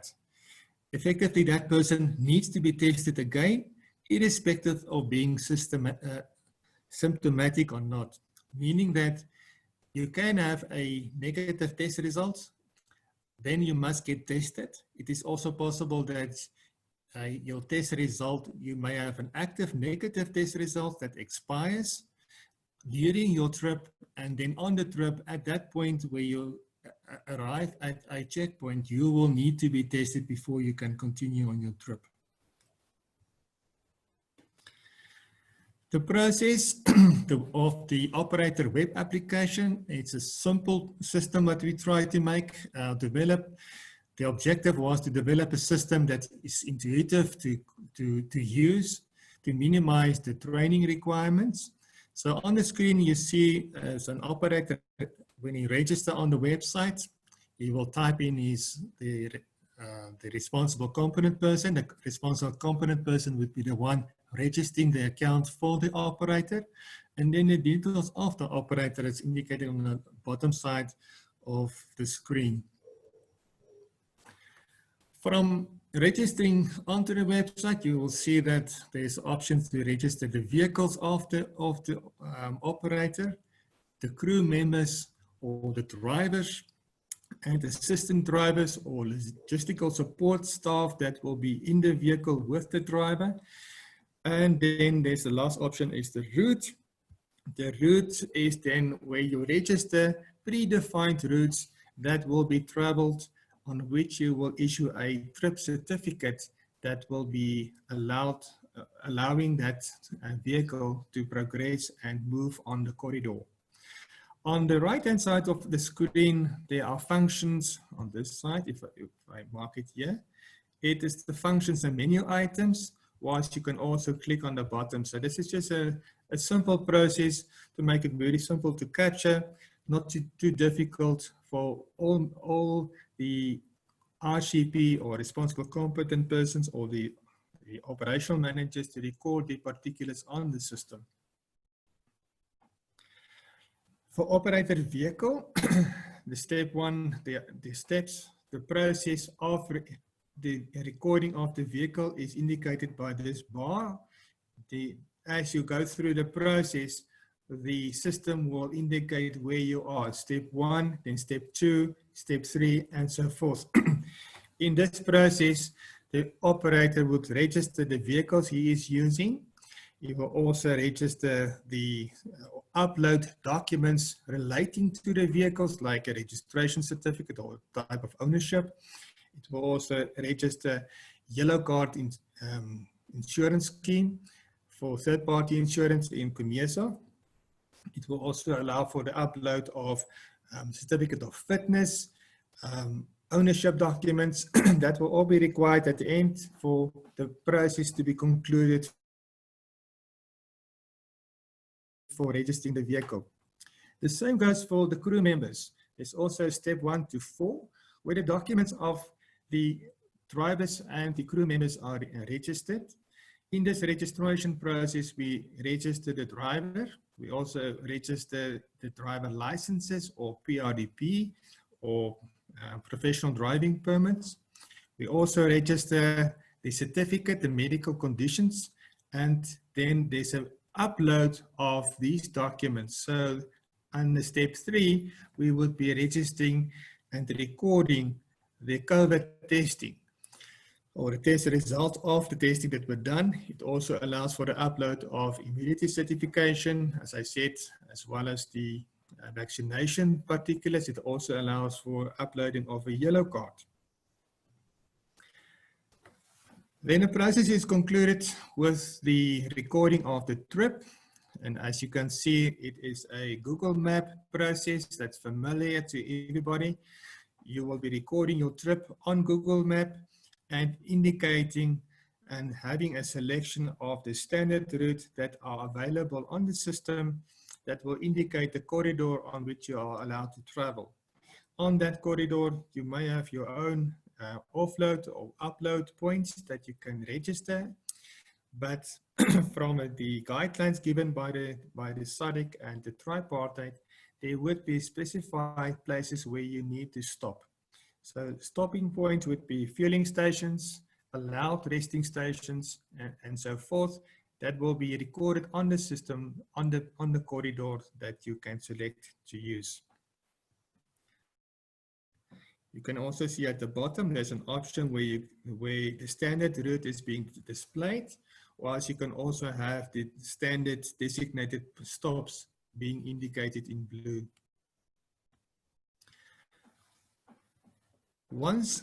So when an operator wants to send a vehicle in on a journey, he will proceed capturing all the particulars of the crew members, the vehicle, the test results, and then he will issue himself a trip registration certificate. So this certificate is being issued by the operational manager or the responsible competent person from the office of the operator.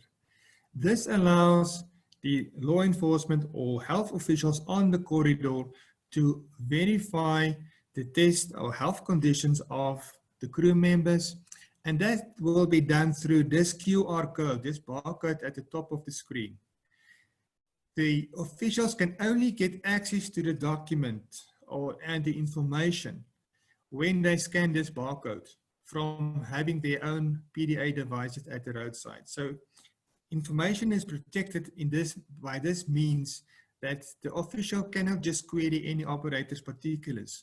He must scan this barcode in order to get access to the information being presented to him on the document, on this trip registration certificate. Now, for the process, CTMS location tracking will be done on the vehicles. Like within the presented stating what happened in Kenya and the EIC, the system will also communicate with the regional electronic cargo tracking system, but it will also be tracking information from way stations, law enforcement roadside officers that got tracking devices or identifying the vehicles. And primarily, the tracking will be initiated by the operators, because the operators will record and provide the tracking information to the CTMS through an interface that will be linked to their service providers. And by such, the system can then track the vehicles either through the onboard devices installed in the vehicles, or it can receive the information from the back end from the service provider providing the information on behalf of the operator to the CTMS, the system, and the operator will identify which service provider to be used when setting up the vehicle tracking. The location tracking of the drivers, as we all know, during the COVID, it's needed that we must follow and see where the drivers are moving as location tracking.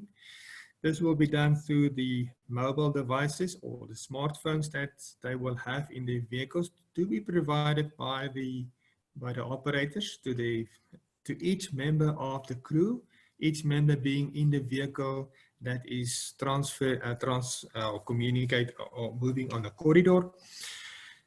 As we also know that this could be a costly affair, the system has been developed for an Android 7.1. That is a fairly old phone. So the use of an old phone will be allowed for the vehicle driver tracking and using the application to record the vitals of the crew members in the vehicle whilst they are on their journey towards the destination on the corridor. These vitals is recorded in a manner of a checklist where you record your temperature, you record a few questions in terms of your condition, whether you've got difficulty to breathe. There are a short list of questions that identify the key criteria that could identify you as a potential COVID exposure or having COVID and showing symptoms of the virus. At the roadside, as I said earlier, the officials will have a device. It's similar to a smartphone called a PDA. It's a rugged device. And this device will be used at the checkpoints by the health and law enforcement officers to verifying the particulars of the driver through scanning the barcode or the PRD of a license at the back. It will be able to scan the barcodes on the operator disc, and this operator disc will be issued to each operator having a vehicle that is operating on the regional corridors after being registered as a operator. Under the new legislation, there are quality standards that must be met, but that's maybe a discussion for another day. Then there's a certificate of fitness, also having a barcode that is predefined and specified by the region that were adopted under the new legislation. So both these barcodes as well as the driving license can then be scanned to identify the vehicle, the operator, as well as the driver particulars. In terms of the COVID, the barcode that is printed on the certificate that I just showed to you, that will enable the officer to electronically verify and have the information that was captured and uploaded by the operator for the trip being available on the smartphone. That would include the COVID-19 compliance that were previously captured. It will also allow the officer to record additional compliance requirements, and the officer will also verify whether the crew members has recorded their vitals during their trip.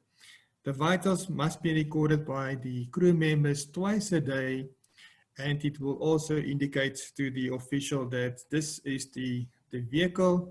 It will also give an alert to the official in case any of the crew members in the vehicle are having shown any potential exposure to COVID or having symptoms.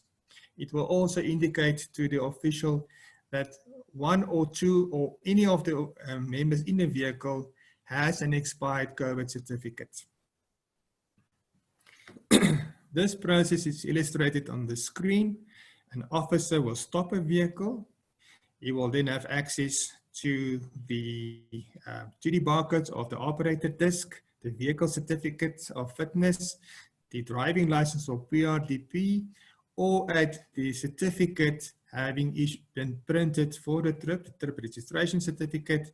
He can scan it using his device, and he will be alerted of the test results, the information regarding the officials of the persons within the vehicle. Then it would allow a health official to also register and record the test result. And this will be available through a regional system, a web system that is deployed in 2 member states in the tripartite, where the device will obtain electronically the information that were uploaded by the operator. And the officer will even be able to see the actual documents being uploaded in addition to the data being displayed for each document. Each document being then the vehicle registration certificate, the actual certificate of fitness, the driving licenses of the driver or the PRDP, as well as the particulars of the operator and the registration that was made by the operator, as well as the test results that were then uploaded for each member in the vehicle.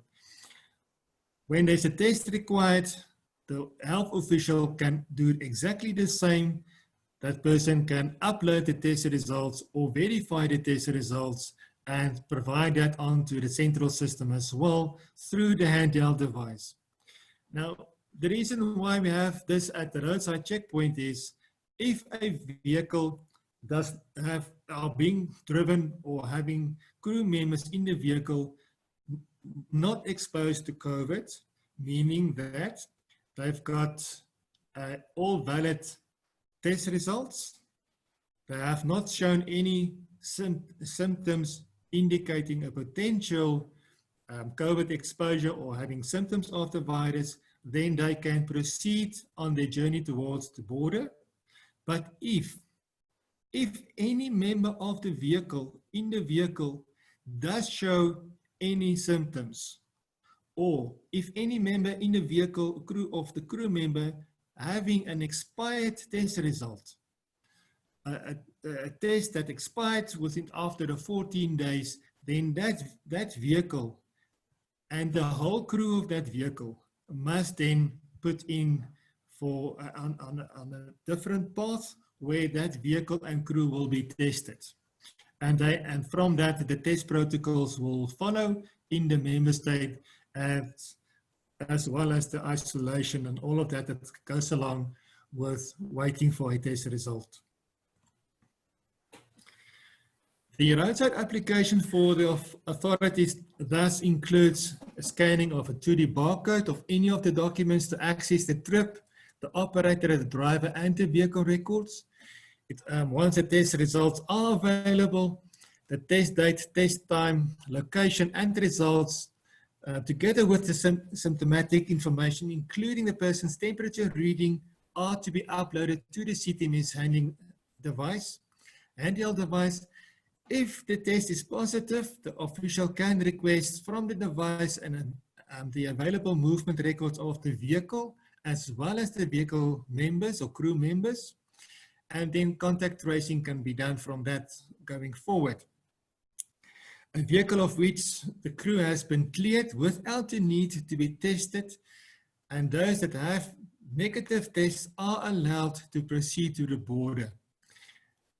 The opposite is the case where a vehicle of which a single crew member tested positive or having an expired test result must go through the process to be tested. And that would be according to the protocols for such tests at the checkpoint. The officials, that's the last part of the functionality, the other components that we have discussed. There's a handheld device at the website, there's a handheld device for crew members, and there's a PDA for the officials, but then there's also an application that can be used in office by the officials. It will allow for all the roadside features and functionality as on the PDA, but it will also allow for a GIS-based information that can be shared. The reason for this is to provide deviations, a report of deviations where the vehicle or drivers have deviated from the registered route as captured by and authorized by the operator when they before they departed on the journey. That will indicate real-time tracking of the vehicle based on the data released by the operator or the owner of the vehicle, or by the customs cargo tracking. It will provide real-time tracking of the driver based on mobile phone tracking, on the mobile phone application. It will also provide for a time-based history of routes followed by the vehicle, including locations where the vehicle has stopped and the time that it stopped at such a location. The time base of the driver's movement will also be recorded. That would be allowing the official to verify this vehicle that got a positive test scenario.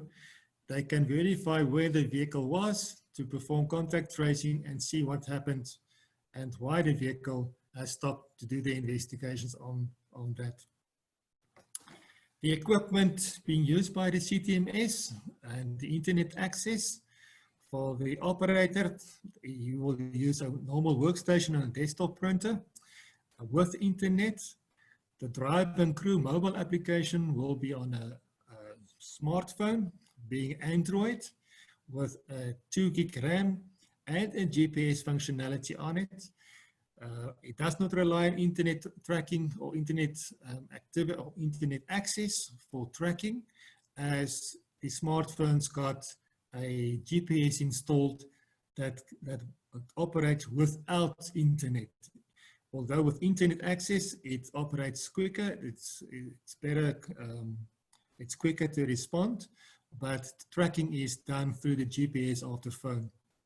Then officials at the roadside, their handheld devices is a bit of a higher spec.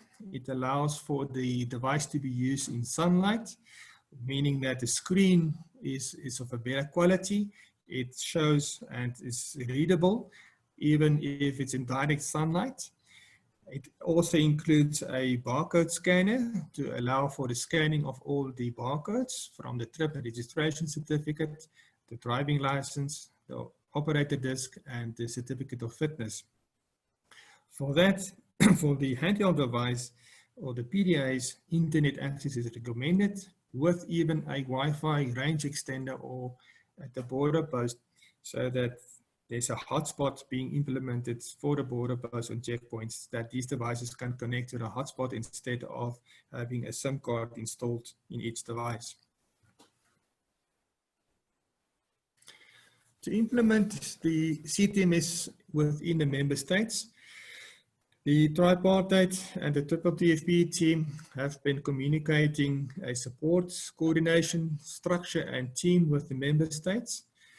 This includes a CTMS coordination team to be established in each member state with a focal person, then champions relating to each module.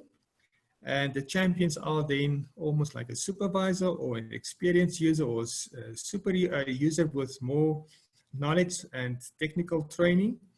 Then also a coordination of the support with the first and second line support from a central help desk that will be provided by the CTMS, the tripartite. My apologies, Herman. My apologies, Herman. Would you mind winding up because time is not on our side?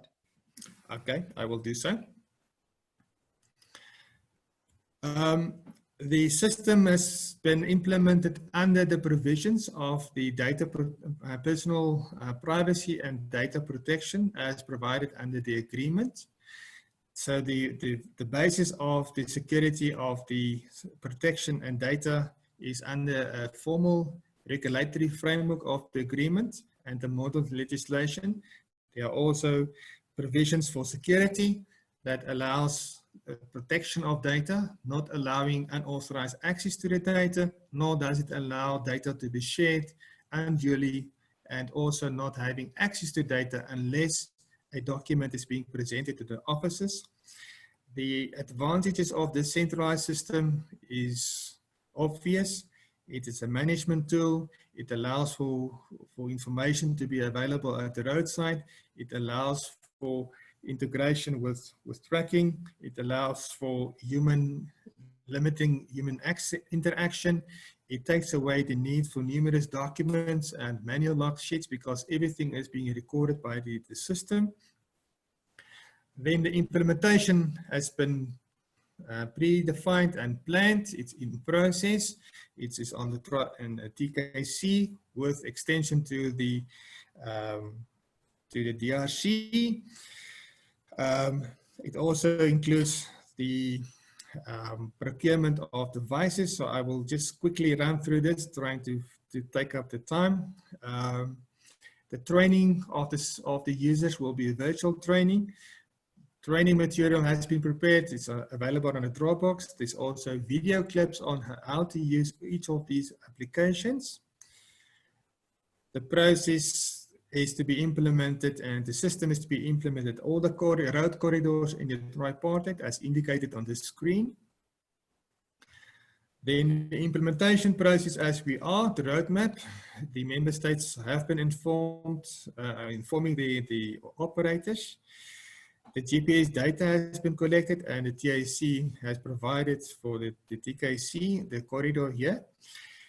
And the operators are starting to register their trips. That has commenced in Namibia and in Botswana. What is the next step is the handheld devices is to be procured.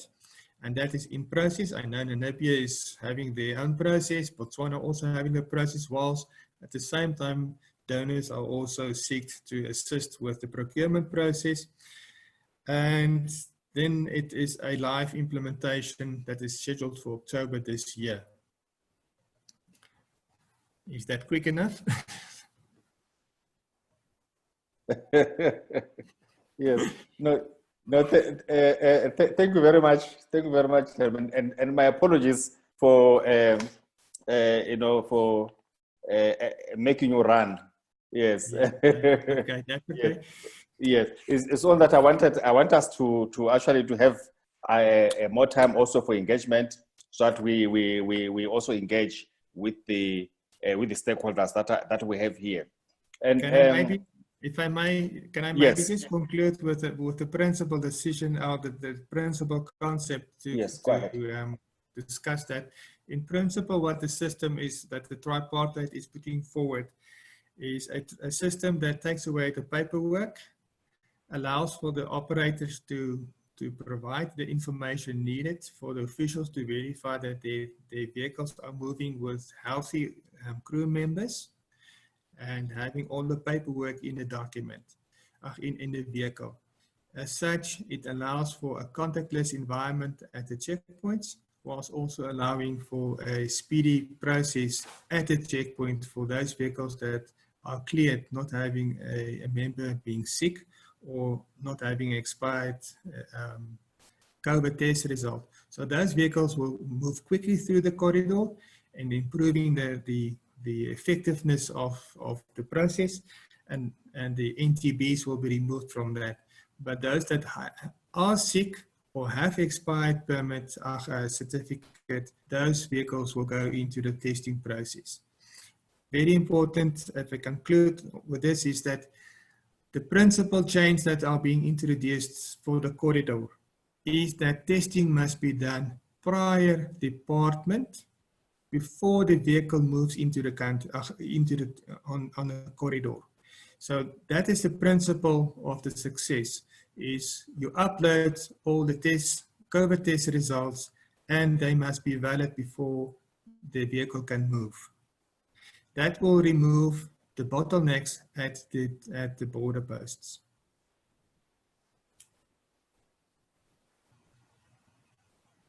Thank you, Leslie. Okay, thank you very much, Herman. Thank you very much for that, and thank you very much for the very, very important presentation, very, very insightful one. And it actually shows that at least there's something that can be done to actually address the non-tariff barriers that we are having, that have been posed by COVID-19. And thank you very much, colleagues, all the panelists, for the presentations and for availing your time to us to come and give these presentations. Herman, you might now maybe removing the presentation. We remove that, yes, for you. Yes. We'll because of time, I want us to delve straight into the questions and comments that we have. Like I did allude to previously, that we have a number of questions that have come, and a total of 19 questions that we have currently. The first one says, I think it goes to Professor Hoffman. Says, I was expecting data about the impact of COVID-19 on the trade flows along the TKC. What is being presented is only global. So I don't know whether maybe Professor, you want to start off by addressing that issue. Yes, well, I can briefly respond. I think the kind of system that Herman just explained will be able to capture that kind of data, but currently there is no system that captures data already on the TKC on an ongoing basis. So I could only go on statistics available from countries who have done so. I think with this system in place, we will in future be able to do this. But currently, I simply did not have access to a system. I did make contact with people from Business Unity South Africa that is from time to time capturing data of that kind. And they promised to provide data, but they have not done so yet by the time of this meeting. And for that reason, I could only show statistics that I had access to. Hopefully, the system that is now being put up and running will provide that kind of statistics on an ongoing basis. I think it only emphasizes the importance of having a system of this kind. But Yes. that is all I can say on that specific question at this point in time. Thank you very much for that. It is true that currently we don't have a performance monitoring system along the TKC. And we are engaging with our stakeholders and also our donor agencies to see if they can also assist us in that regard. Because once we have such a system, we'll be able to provide even the data as well as the volumes that we have on the TKC. The next one says, the new normal under COVID-19 circumstances demand a total shift from the traditional way of business operations across sectors, including public sector. What change management initiatives needs to be engendered in our structures to catalyze adoption of the new mindset? Yes, do you want to take that as well again, Professor? Yes, I've been thinking about that while the other speakers were talking. And it's obviously not a simple question to answer. And I've been listening Indeed. to what the other speakers have been saying about the reasons for specific problems being encountered during the COVID-19 period. And I have to say that the same underlying problems for trade and transport problems for SADC region and Africa in general is still very much at play during the COVID-19 period, just maybe in a more extreme form.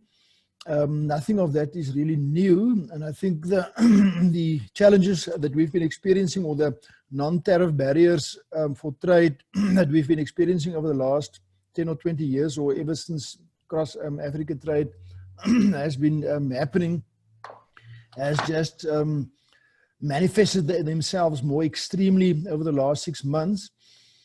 And I think it will mostly have to start with the attitudes of the people involved.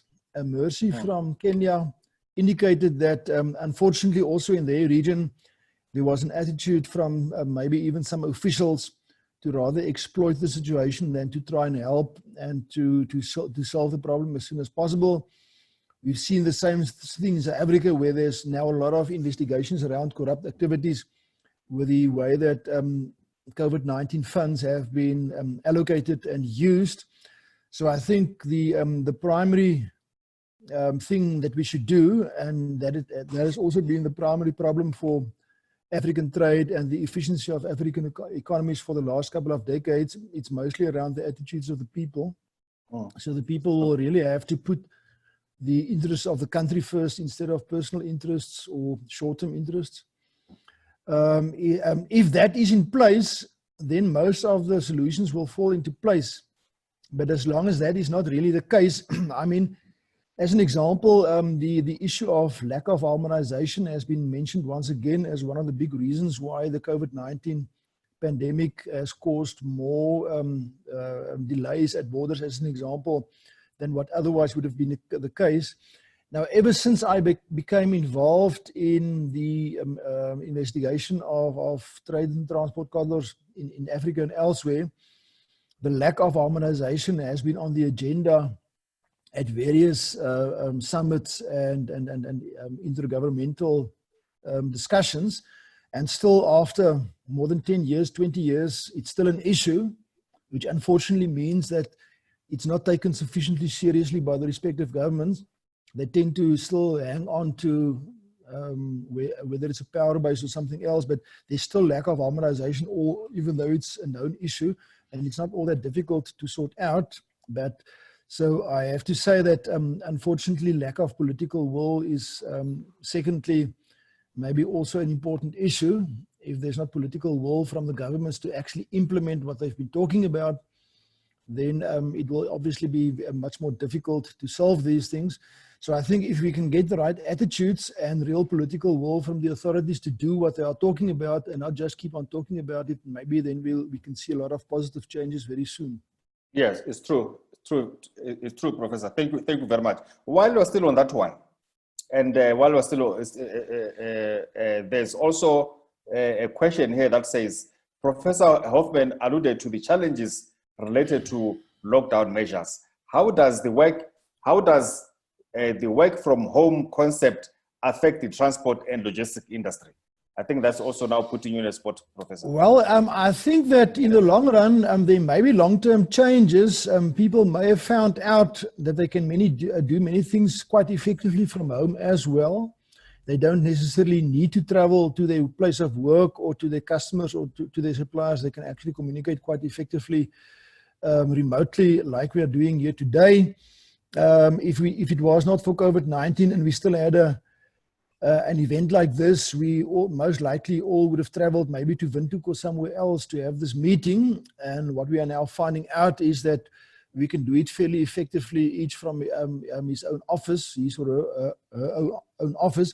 So I think there are actually concerns from the travel industry that they may never see business at the levels before COVID-19, simply because people have now been forced to do things in a different way. And in cases where they found that to be quite effective and saving a lot of costs, the level of traveling and going and staying in hotels and so on may perhaps go down in the long run and never quite return to the levels it used to be before. I think another element is that many countries and companies, specifically in the manufacturing industry, have found out that it's not such a good thing to necessarily source things only from the cheapest supplier, because if all your suppliers are the cheapest ones in China and you suddenly cut off from them, your business goes down to zero. If you maybe also develop local suppliers from your own country or your own region, and they are maybe a little bit more expensive, but at least they are still available in the case of such a disruptive event, then you can still continue with business. So as I mentioned in my presentation, some businesses may perhaps go to a slightly different, maybe a somewhat more conservative mode of operation, where they don't necessarily go for the very cheapest, but rather for something that will work out the best in the long run, taking into account the possibility that a disaster of that may perhaps happen again. And now that they understand what the impact has been, they may change their list of priorities. And in general, as I also indicated in my presentation, many companies and industries may be forced to become a little bit less short-term orientated and more long-term orientated to make sure that they don't only make maximum profits in the short term, but put in place measures that are maybe not required every day, but that will be available if something like this happens again, to improve their chances of survival. It's all about that concept that I talked about of risk-bearing capacity. So I think many industries will now invest more into that capacity to survive in the long run, and accept the possibility of somewhat lower profit levels in normal cases in order to allow them to survive when things become very difficult. Most people never thought that something like this would ever happen. Okay, no, you are right. Thank you very much for that. And I want to bring also the question also to the operators themselves, Mercy and and Yeah. Mary Phadi, that looking at the question itself as well, there are also issues that come in terms of issuance of permits, the roadworthiness. You know, the trucks themselves, they need to be roadworthy for them to be on the road. They need to have permits. The drivers need to have licenses, valid licenses, which you know that they do expire. Yes. So now working from home, how do you think also can also have impact on this, or did you actually, because you're on the ground, experience any challenges, especially with the concept of working from home? Thank you. I don't know who's come first. Mercy, you want to come first? All right. Thank you so much, and also to the person who has presented the question. Transporters, we do not have the luxury of working from home. It's only a very small section of people, and that is mainly in the administrative sector, who can be able to work from home. But nonetheless, businesses do not have vacuums. It's always a lost opportunity for one and another opportunity for another. So I would answer that question in different phases. Mercy, here today, I am working from home because I have that opportunity, and probably my work can also be carried in the house. But looking at a mechanic, he has to physically attend to a truck. He has to interact with the store manager. He has to interact with the driver. He has to interact with so many people along the chain in ensuring that the truck is actually maintained and operational. For a truck driver, he does not have the luxury of working from home. He has to work together with the human resource. He has to coordinate with the mechanic, with the safety department, with the operational department. And most of it would require physical meetings, or just meeting physically. So in the transport sector, it is in different forms. There are people who do not have the luxury of working at home, and there are people who can work from home. The opportunity that is now being presented is the use or adoption of artificial intelligence. I believe that in coming years, we are going to see driverless trucks, right? And therefore, it's going to minimize the human interaction or the use of human capacity in delivery of cargo. Just to tackle a question that Professor Hoffman had been asked earlier in terms of having data in trying to measure the magnitude or just the effect of coronavirus in different sectors. For us as Kenya Transporters Association, how we've tried to gather data, how I have been able to know that a transporter loses $200 every day per truck for the delays that are there is through having, for us, we have our own tracking devices, and we are able to access that through the transporter. So we are able to know that a truck stops at a particular area for this amount of time. We've also had sensitization programs for transporters. As I'd mentioned, this is a very unregulated sector, and therefore there's a lot of unstructured ways of doing business. And you find people come into this business and they do not know how to do their own costings.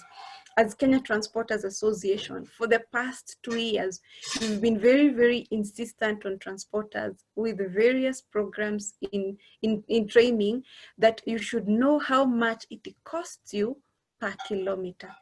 And therefore, that's how we are able to know that if you're using this truck and this is the amount you are charging, in 5 years' time, you're actually going to be out of business. So for us, we are able to provide some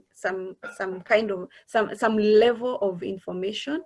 But yes, but as Mr. Professor Hoffman has said, there's a lot of unregulation, and probably with the use of app, we can tap more and get more accurate information. Thank you. Thank you for that. Yes, Mary, do you want to take a bite on that one? Maybe 30 seconds.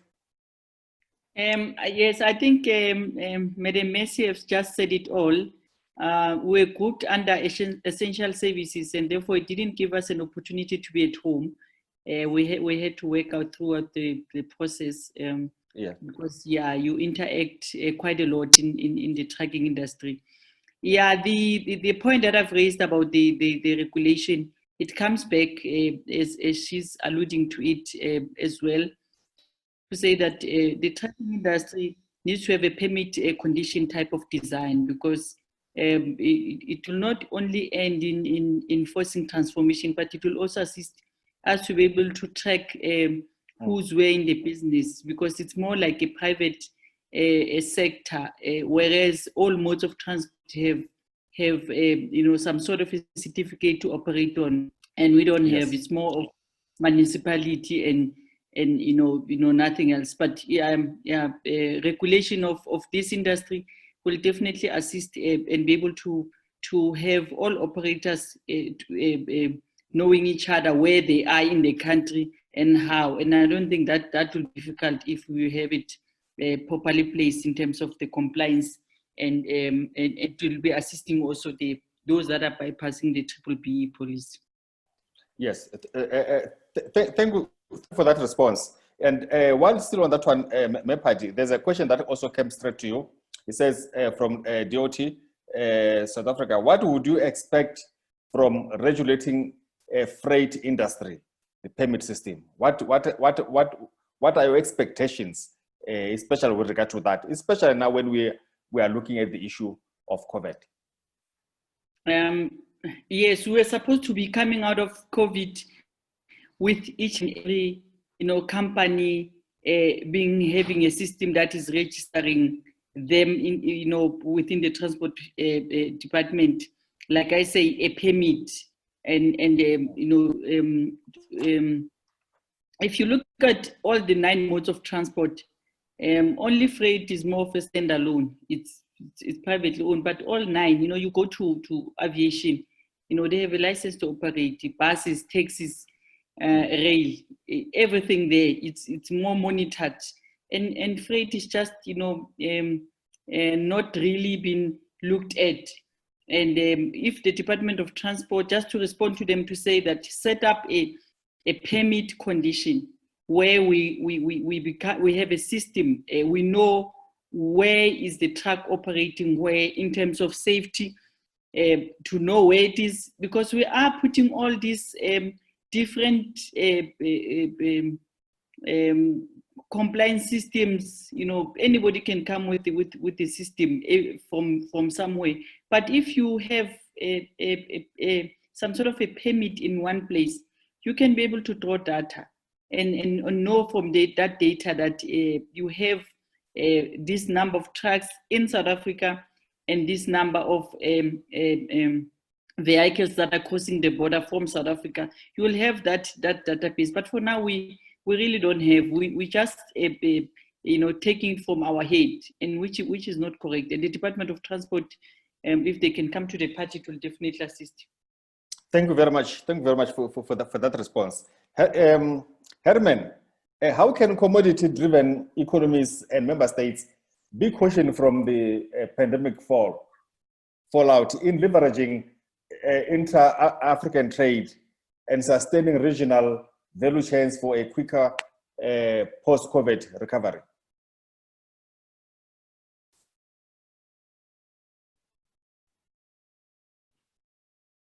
Hello, Herman, are you with us? He's still here. I think he just put his video. Maybe he's quickly gone somewhere. Okay. Yeah, yes. But he's.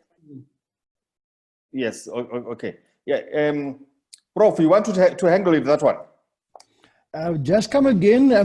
It was quite a complicated question. If you can just repeat the question again a bit more slowly. How can commodity-driven economies and member states be cushioned from the pandemic fallout in leveraging intra-African trade and sustaining regional value chains for a quicker post-COVID recovery? Well, there's unfortunately no short-term measure that will negate or eliminate what we've been seeing. I think the severeness of the impact is just a function of how dependent countries were on their trading partners on other continents. I've had a number of discussions also with some of my postgraduate students about the issue of increasing intra-Africa trade. If we had a larger fraction or percentage of intra-Africa trade versus trade with the outside world, the impact of the pandemic would have been somewhat less. But then it's also true that we will never have high levels of intra-Africa trade if the African countries do not produce what other African countries want to consume. It has been stated a number of times that the reason for low levels of intra-Africa trade is mainly due to weak transportation systems, but I think that is only partly true. I think the fundamental reason is that what most African countries want to import is cheap commodities produced elsewhere, mostly in China, and what they export is mostly raw materials, typically to China or the rest of the Far East, to be converted into commodities, which are then re-exported back again, amongst others, to Africa. And the only way we can break that vicious cycle where we transport cheap raw materials and import fairly expensive manufactured commodities is if we also develop the local capabilities to competitively on a global scale produce locally what we want to consume ourselves and what other people want to consume. And that has been on the agenda also for many decades, that there must be more local beneficiation of whatever we produce, not only the simplest way of exporting the raw materials.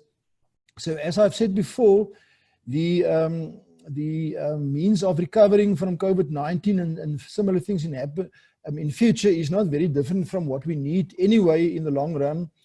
There needs to be more value added locally in Africa so that more African countries would like to import things from other African countries and not all from developed countries like China or maybe Germany or Japan.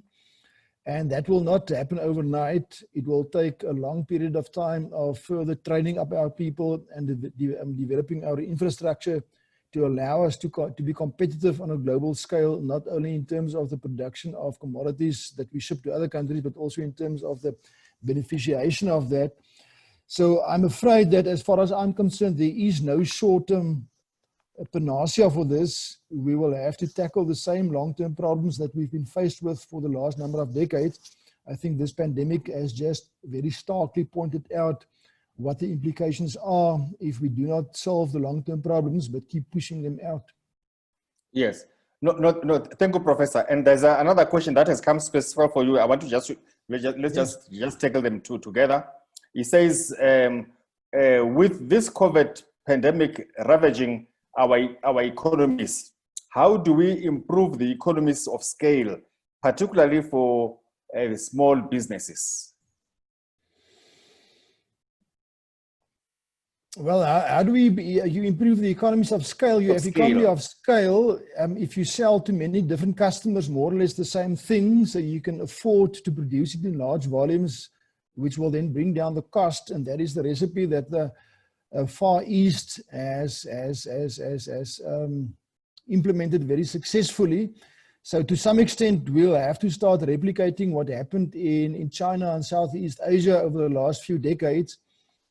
Those same countries were also very undeveloped 50 years ago and also colonized and also suffered the same miseries as Africa from the colonial powers, but somehow they managed to pick themselves up from their shoelaces somehow, and they managed to build economies that are built on producing high quality goods based on economies of scale that they are now exporting to the rest of the world.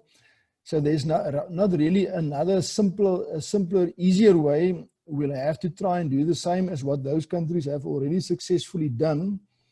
There is simply no easy answer. The difficult answer is that you have to be competitive at all levels, whether you're a small company or a big company or an entire industry. If you're not competitive, people will not buy what you're producing. And if people don't buy what you're producing, you'll never have economies of scale. And currently, Africa mostly have economies of scale in terms of producing raw materials, but we don't really, well, we have limited. And it can be done if you look at the automotive sector in South Africa, through agreements with the large automotive brand owners around the world. The South African government managed to establish a very efficient local manufacturing industry at scale in South Africa, which is currently the biggest export industry for South Africa in terms of manufactured goods. So maybe there is a very good case in point if we can replicate not only in South Africa but also in other African countries what happened in the automotive industry over the last couple of decades, where there were long-term agreements with the global brand owners to also produce their products in this part of the world. It's now doing that, we're now doing that very successfully. And I don't see any reason why the same formula more or less cannot be replicated in the rest of SADC, where local people are trained up and the infrastructure is established and we start exporting that brand of product to the rest of the world. So maybe that is a good example to try and follow. And we maybe SADC countries must pick out a number of target industries that at least show in principle the potential to do the same thing as what happened in automotive in South Africa over the last 20 years, which is a very clear success story for us. And there's no reason why we can't do the same in other industries, working with other SADC countries as well, or even countries in the rest of Africa. Thank you very much for that response. And I will try to run through the questions, and I would request that as you respond, let us maybe just take 30 minutes or less in our response so that we can cover many questions as we can. Okay. And now there's a specific question for trucking industry. I want Mary and Messi just to tackle this one, 30 seconds each. It says, how easy has it been for the trucking industry to comply with the laws regulating cross-border transportation, especially during this time of COVID? Messi, you want to start?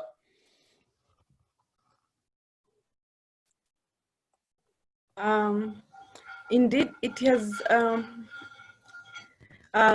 not been easy for transporters to comply with the regulations, mainly because also most of the regulations are also dependent on the infrastructural availability or supply of most sectors.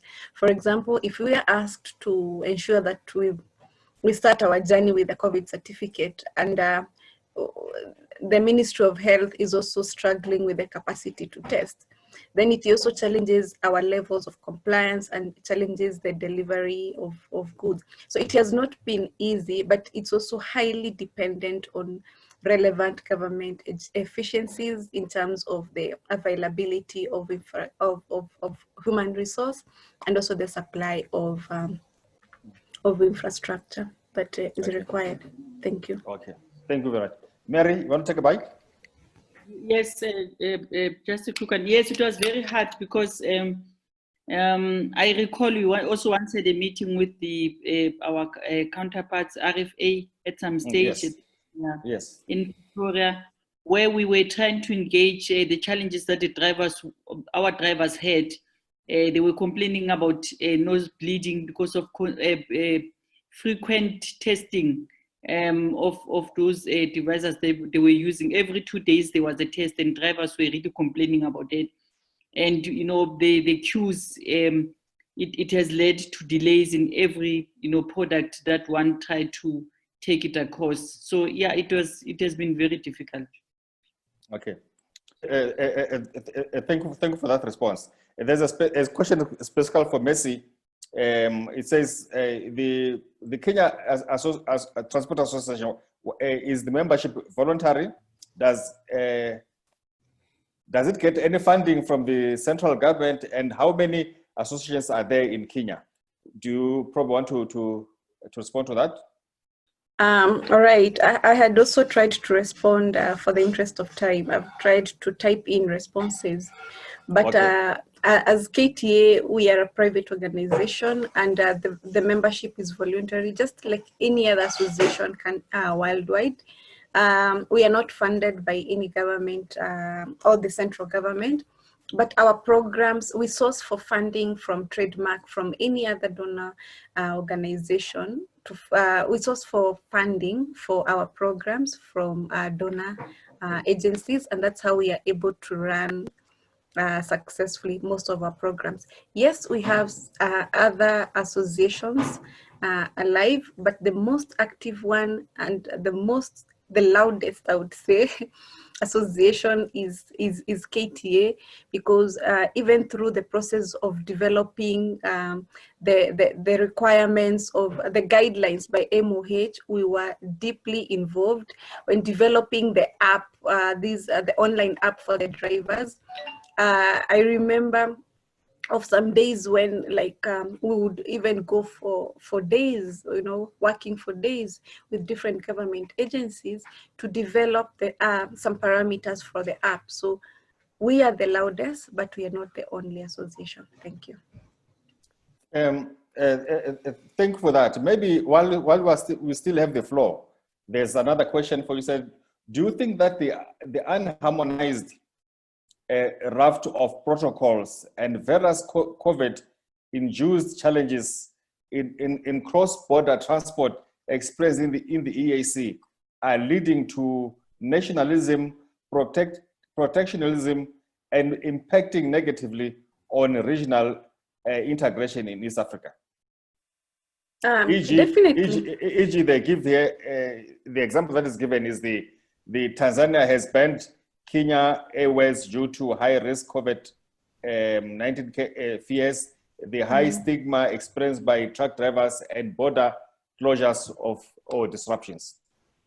Yeah, definitely. It has really promoted individualism and nationalism, and also really demeaned or undermined the gains that had been made with the EAC integration. So a lot needs to be done now to undo what has the mess that is there today, as the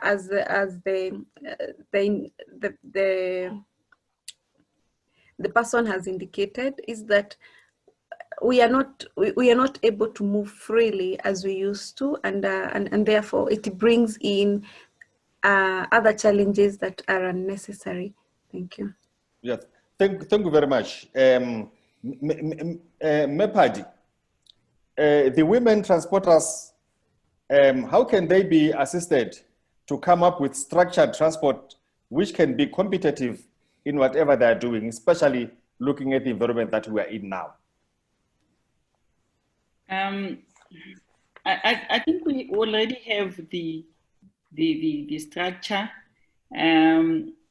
Like I've said, in the last presentation, that what we are trying to put together now is to have, a conference where we sit together and look at the, opportunity of negotiating or lobbying such funding that have been put in place, and also make sure that women get to participate on their own.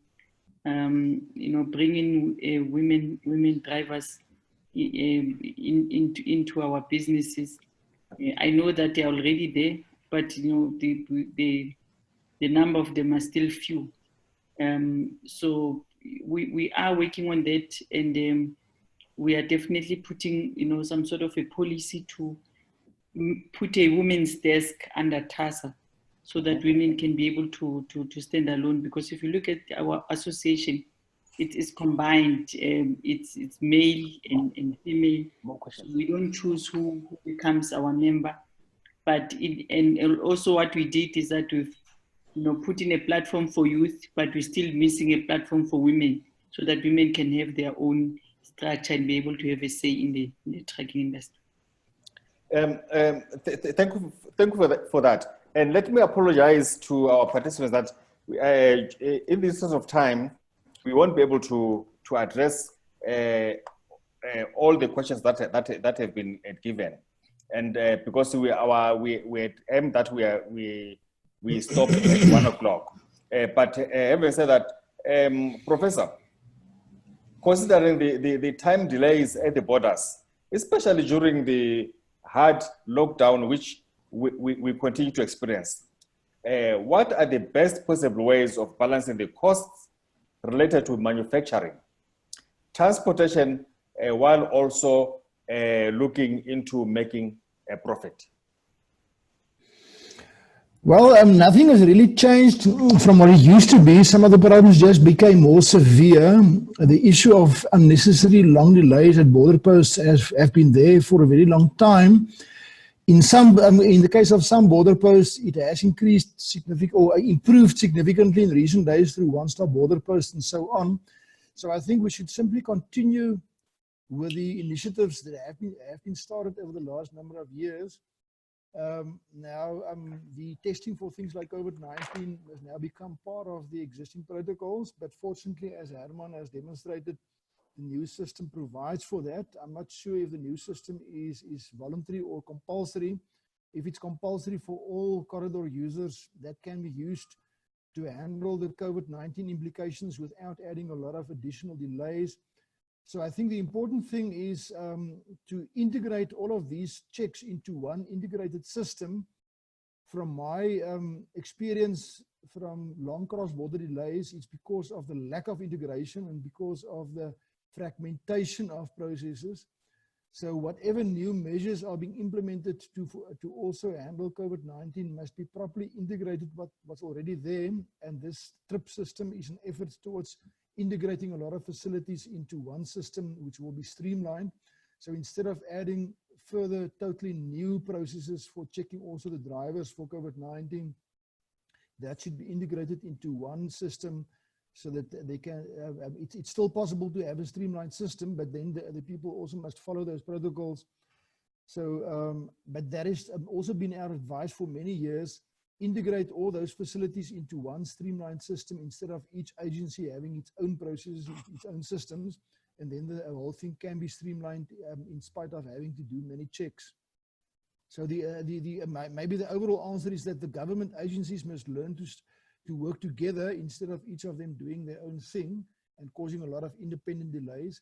Have one integrated system at the border, and all agencies must follow the same system, and make sure that one integrated system is addressing all of their needs instead of each agency doing its own check, which then add delays on top of the delays caused by other agencies. That has maybe been the most common complaint from commercial users of border posts. They have to comply with so many independent things. If it's properly integrated by way of regulations, processes, and systems, it does not need to take that long. Thank you very much for that. I think it actually shows that what we need, it's a corridor solution, a regional solution, as opposed to a nationalistic solution whereby each country will maybe come up with certain protocols which may be different to another country. Yet we are actually supposed to cross borders. And I want to thank you very much for coming, and thank all the participants who have managed to log on. And in conclusion, I want to give each participant maybe just 30 seconds to say your last bit that maybe you may want to share with us. Let me start with our visitor from Kenya. Mercy. I'm truly humbled to be part of the panelists, to be part of this discussion. It is also encouraging to know that a lot of improvements have been experienced.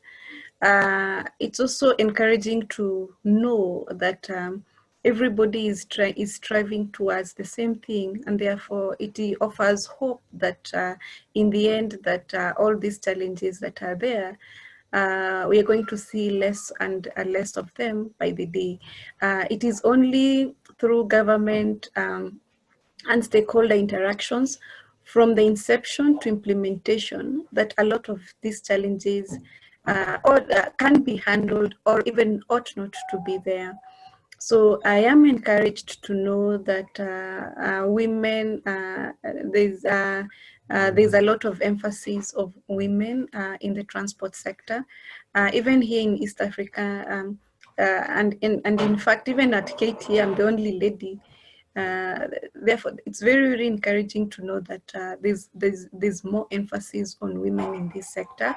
It's also important for us who are here today in this sector, to be able to show and tell people that transport is a career like any other, a pilot, a doctor, and anything else. And it's for us to make it a respectable sector by the people who are younger than us or behind us. So with that, thank you very much for everybody who has listened to us. Thank you very much to the organizers, TKC, and to my fellow panelists. Thank you.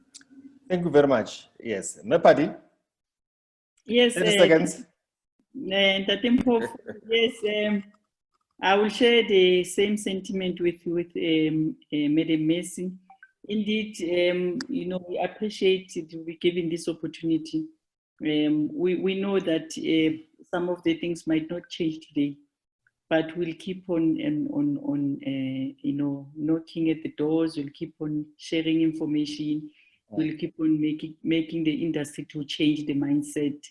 We know that this is a male-dominated industry. Somebody, sent me a WhatsApp message after my presentation now and said to me, women don't know how to operate a truck, just who do the mechanical issue.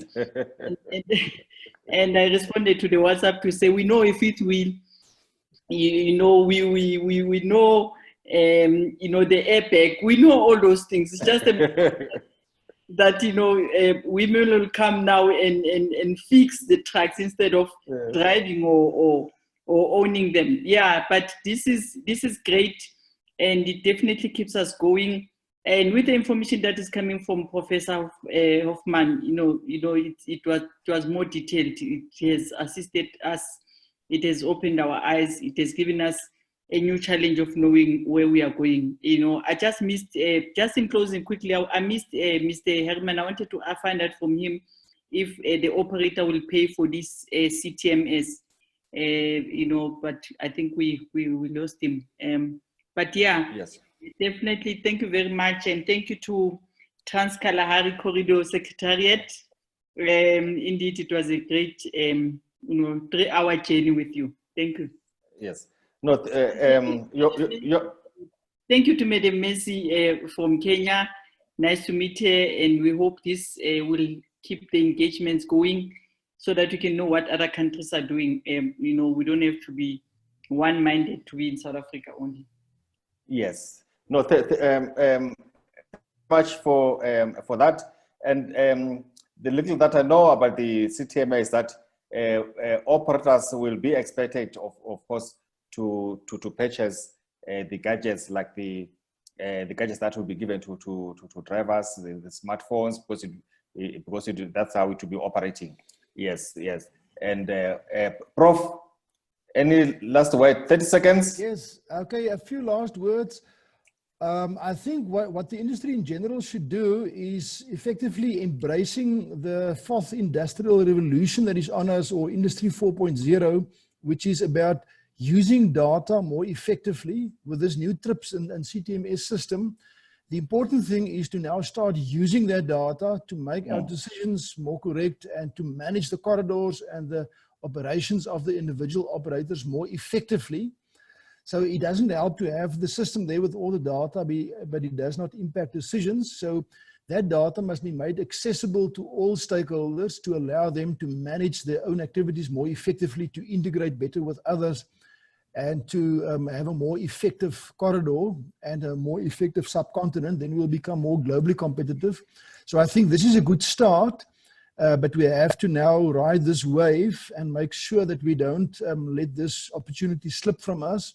In general, to become more competitive with the rest of the world, they partly do that by using available information more effectively. So that is maybe my one overarching comment. We must collect data, we must use it effectively, and we must start making better decisions.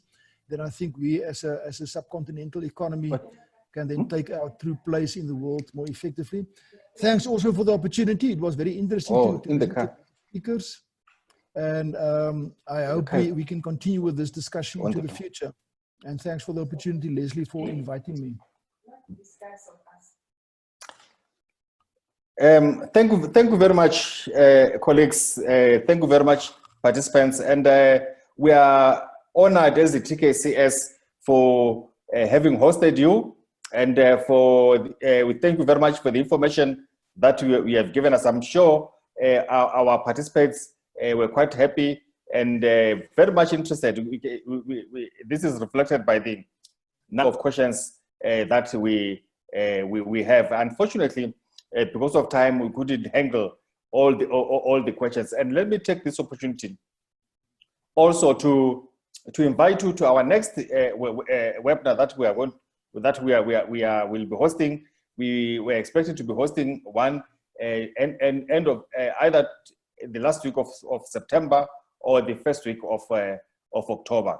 Yes, and we'll keep you informed as to our next webinar. And we want to say that this is an opportunity for us, especially now that we can Zoom and be able to communicate and reach many people all over the world. And if it was the previous forums that we used to organize, probably we wouldn't have be having Messi here because it coming from Kenya it would have been quite expensive. What we endeavor to do is to bring along people from other regions also to share with us what is happening in their regions, so that we can learn from each other. This also include even overseas that we can also learn. We know that we have other meetings that are going on. We have other reports that are there from the World Bank, from WTO, and all that. We endeavor to involve all these stakeholders to participate and give presentations to us, more so that we are using this opportunity, ICT, in terms of presentations. And having said that, have a good day and have a good weekend till we meet again. Thank you very much. And you are all invited for lunch. At our own house, yeah. Thanks. Thanks, Leslie. All the best. Thank you very much. Thank you very much. Thank you very, very much. Yes, yes. Have a good day. Okay, same to you. Thank you, Okay. Mr. Mpofu. Okay. Bye-bye. And you. Bye. Yes. Bye-bye. Thank you very, very much. Bye-bye, Messi. Thank you very much.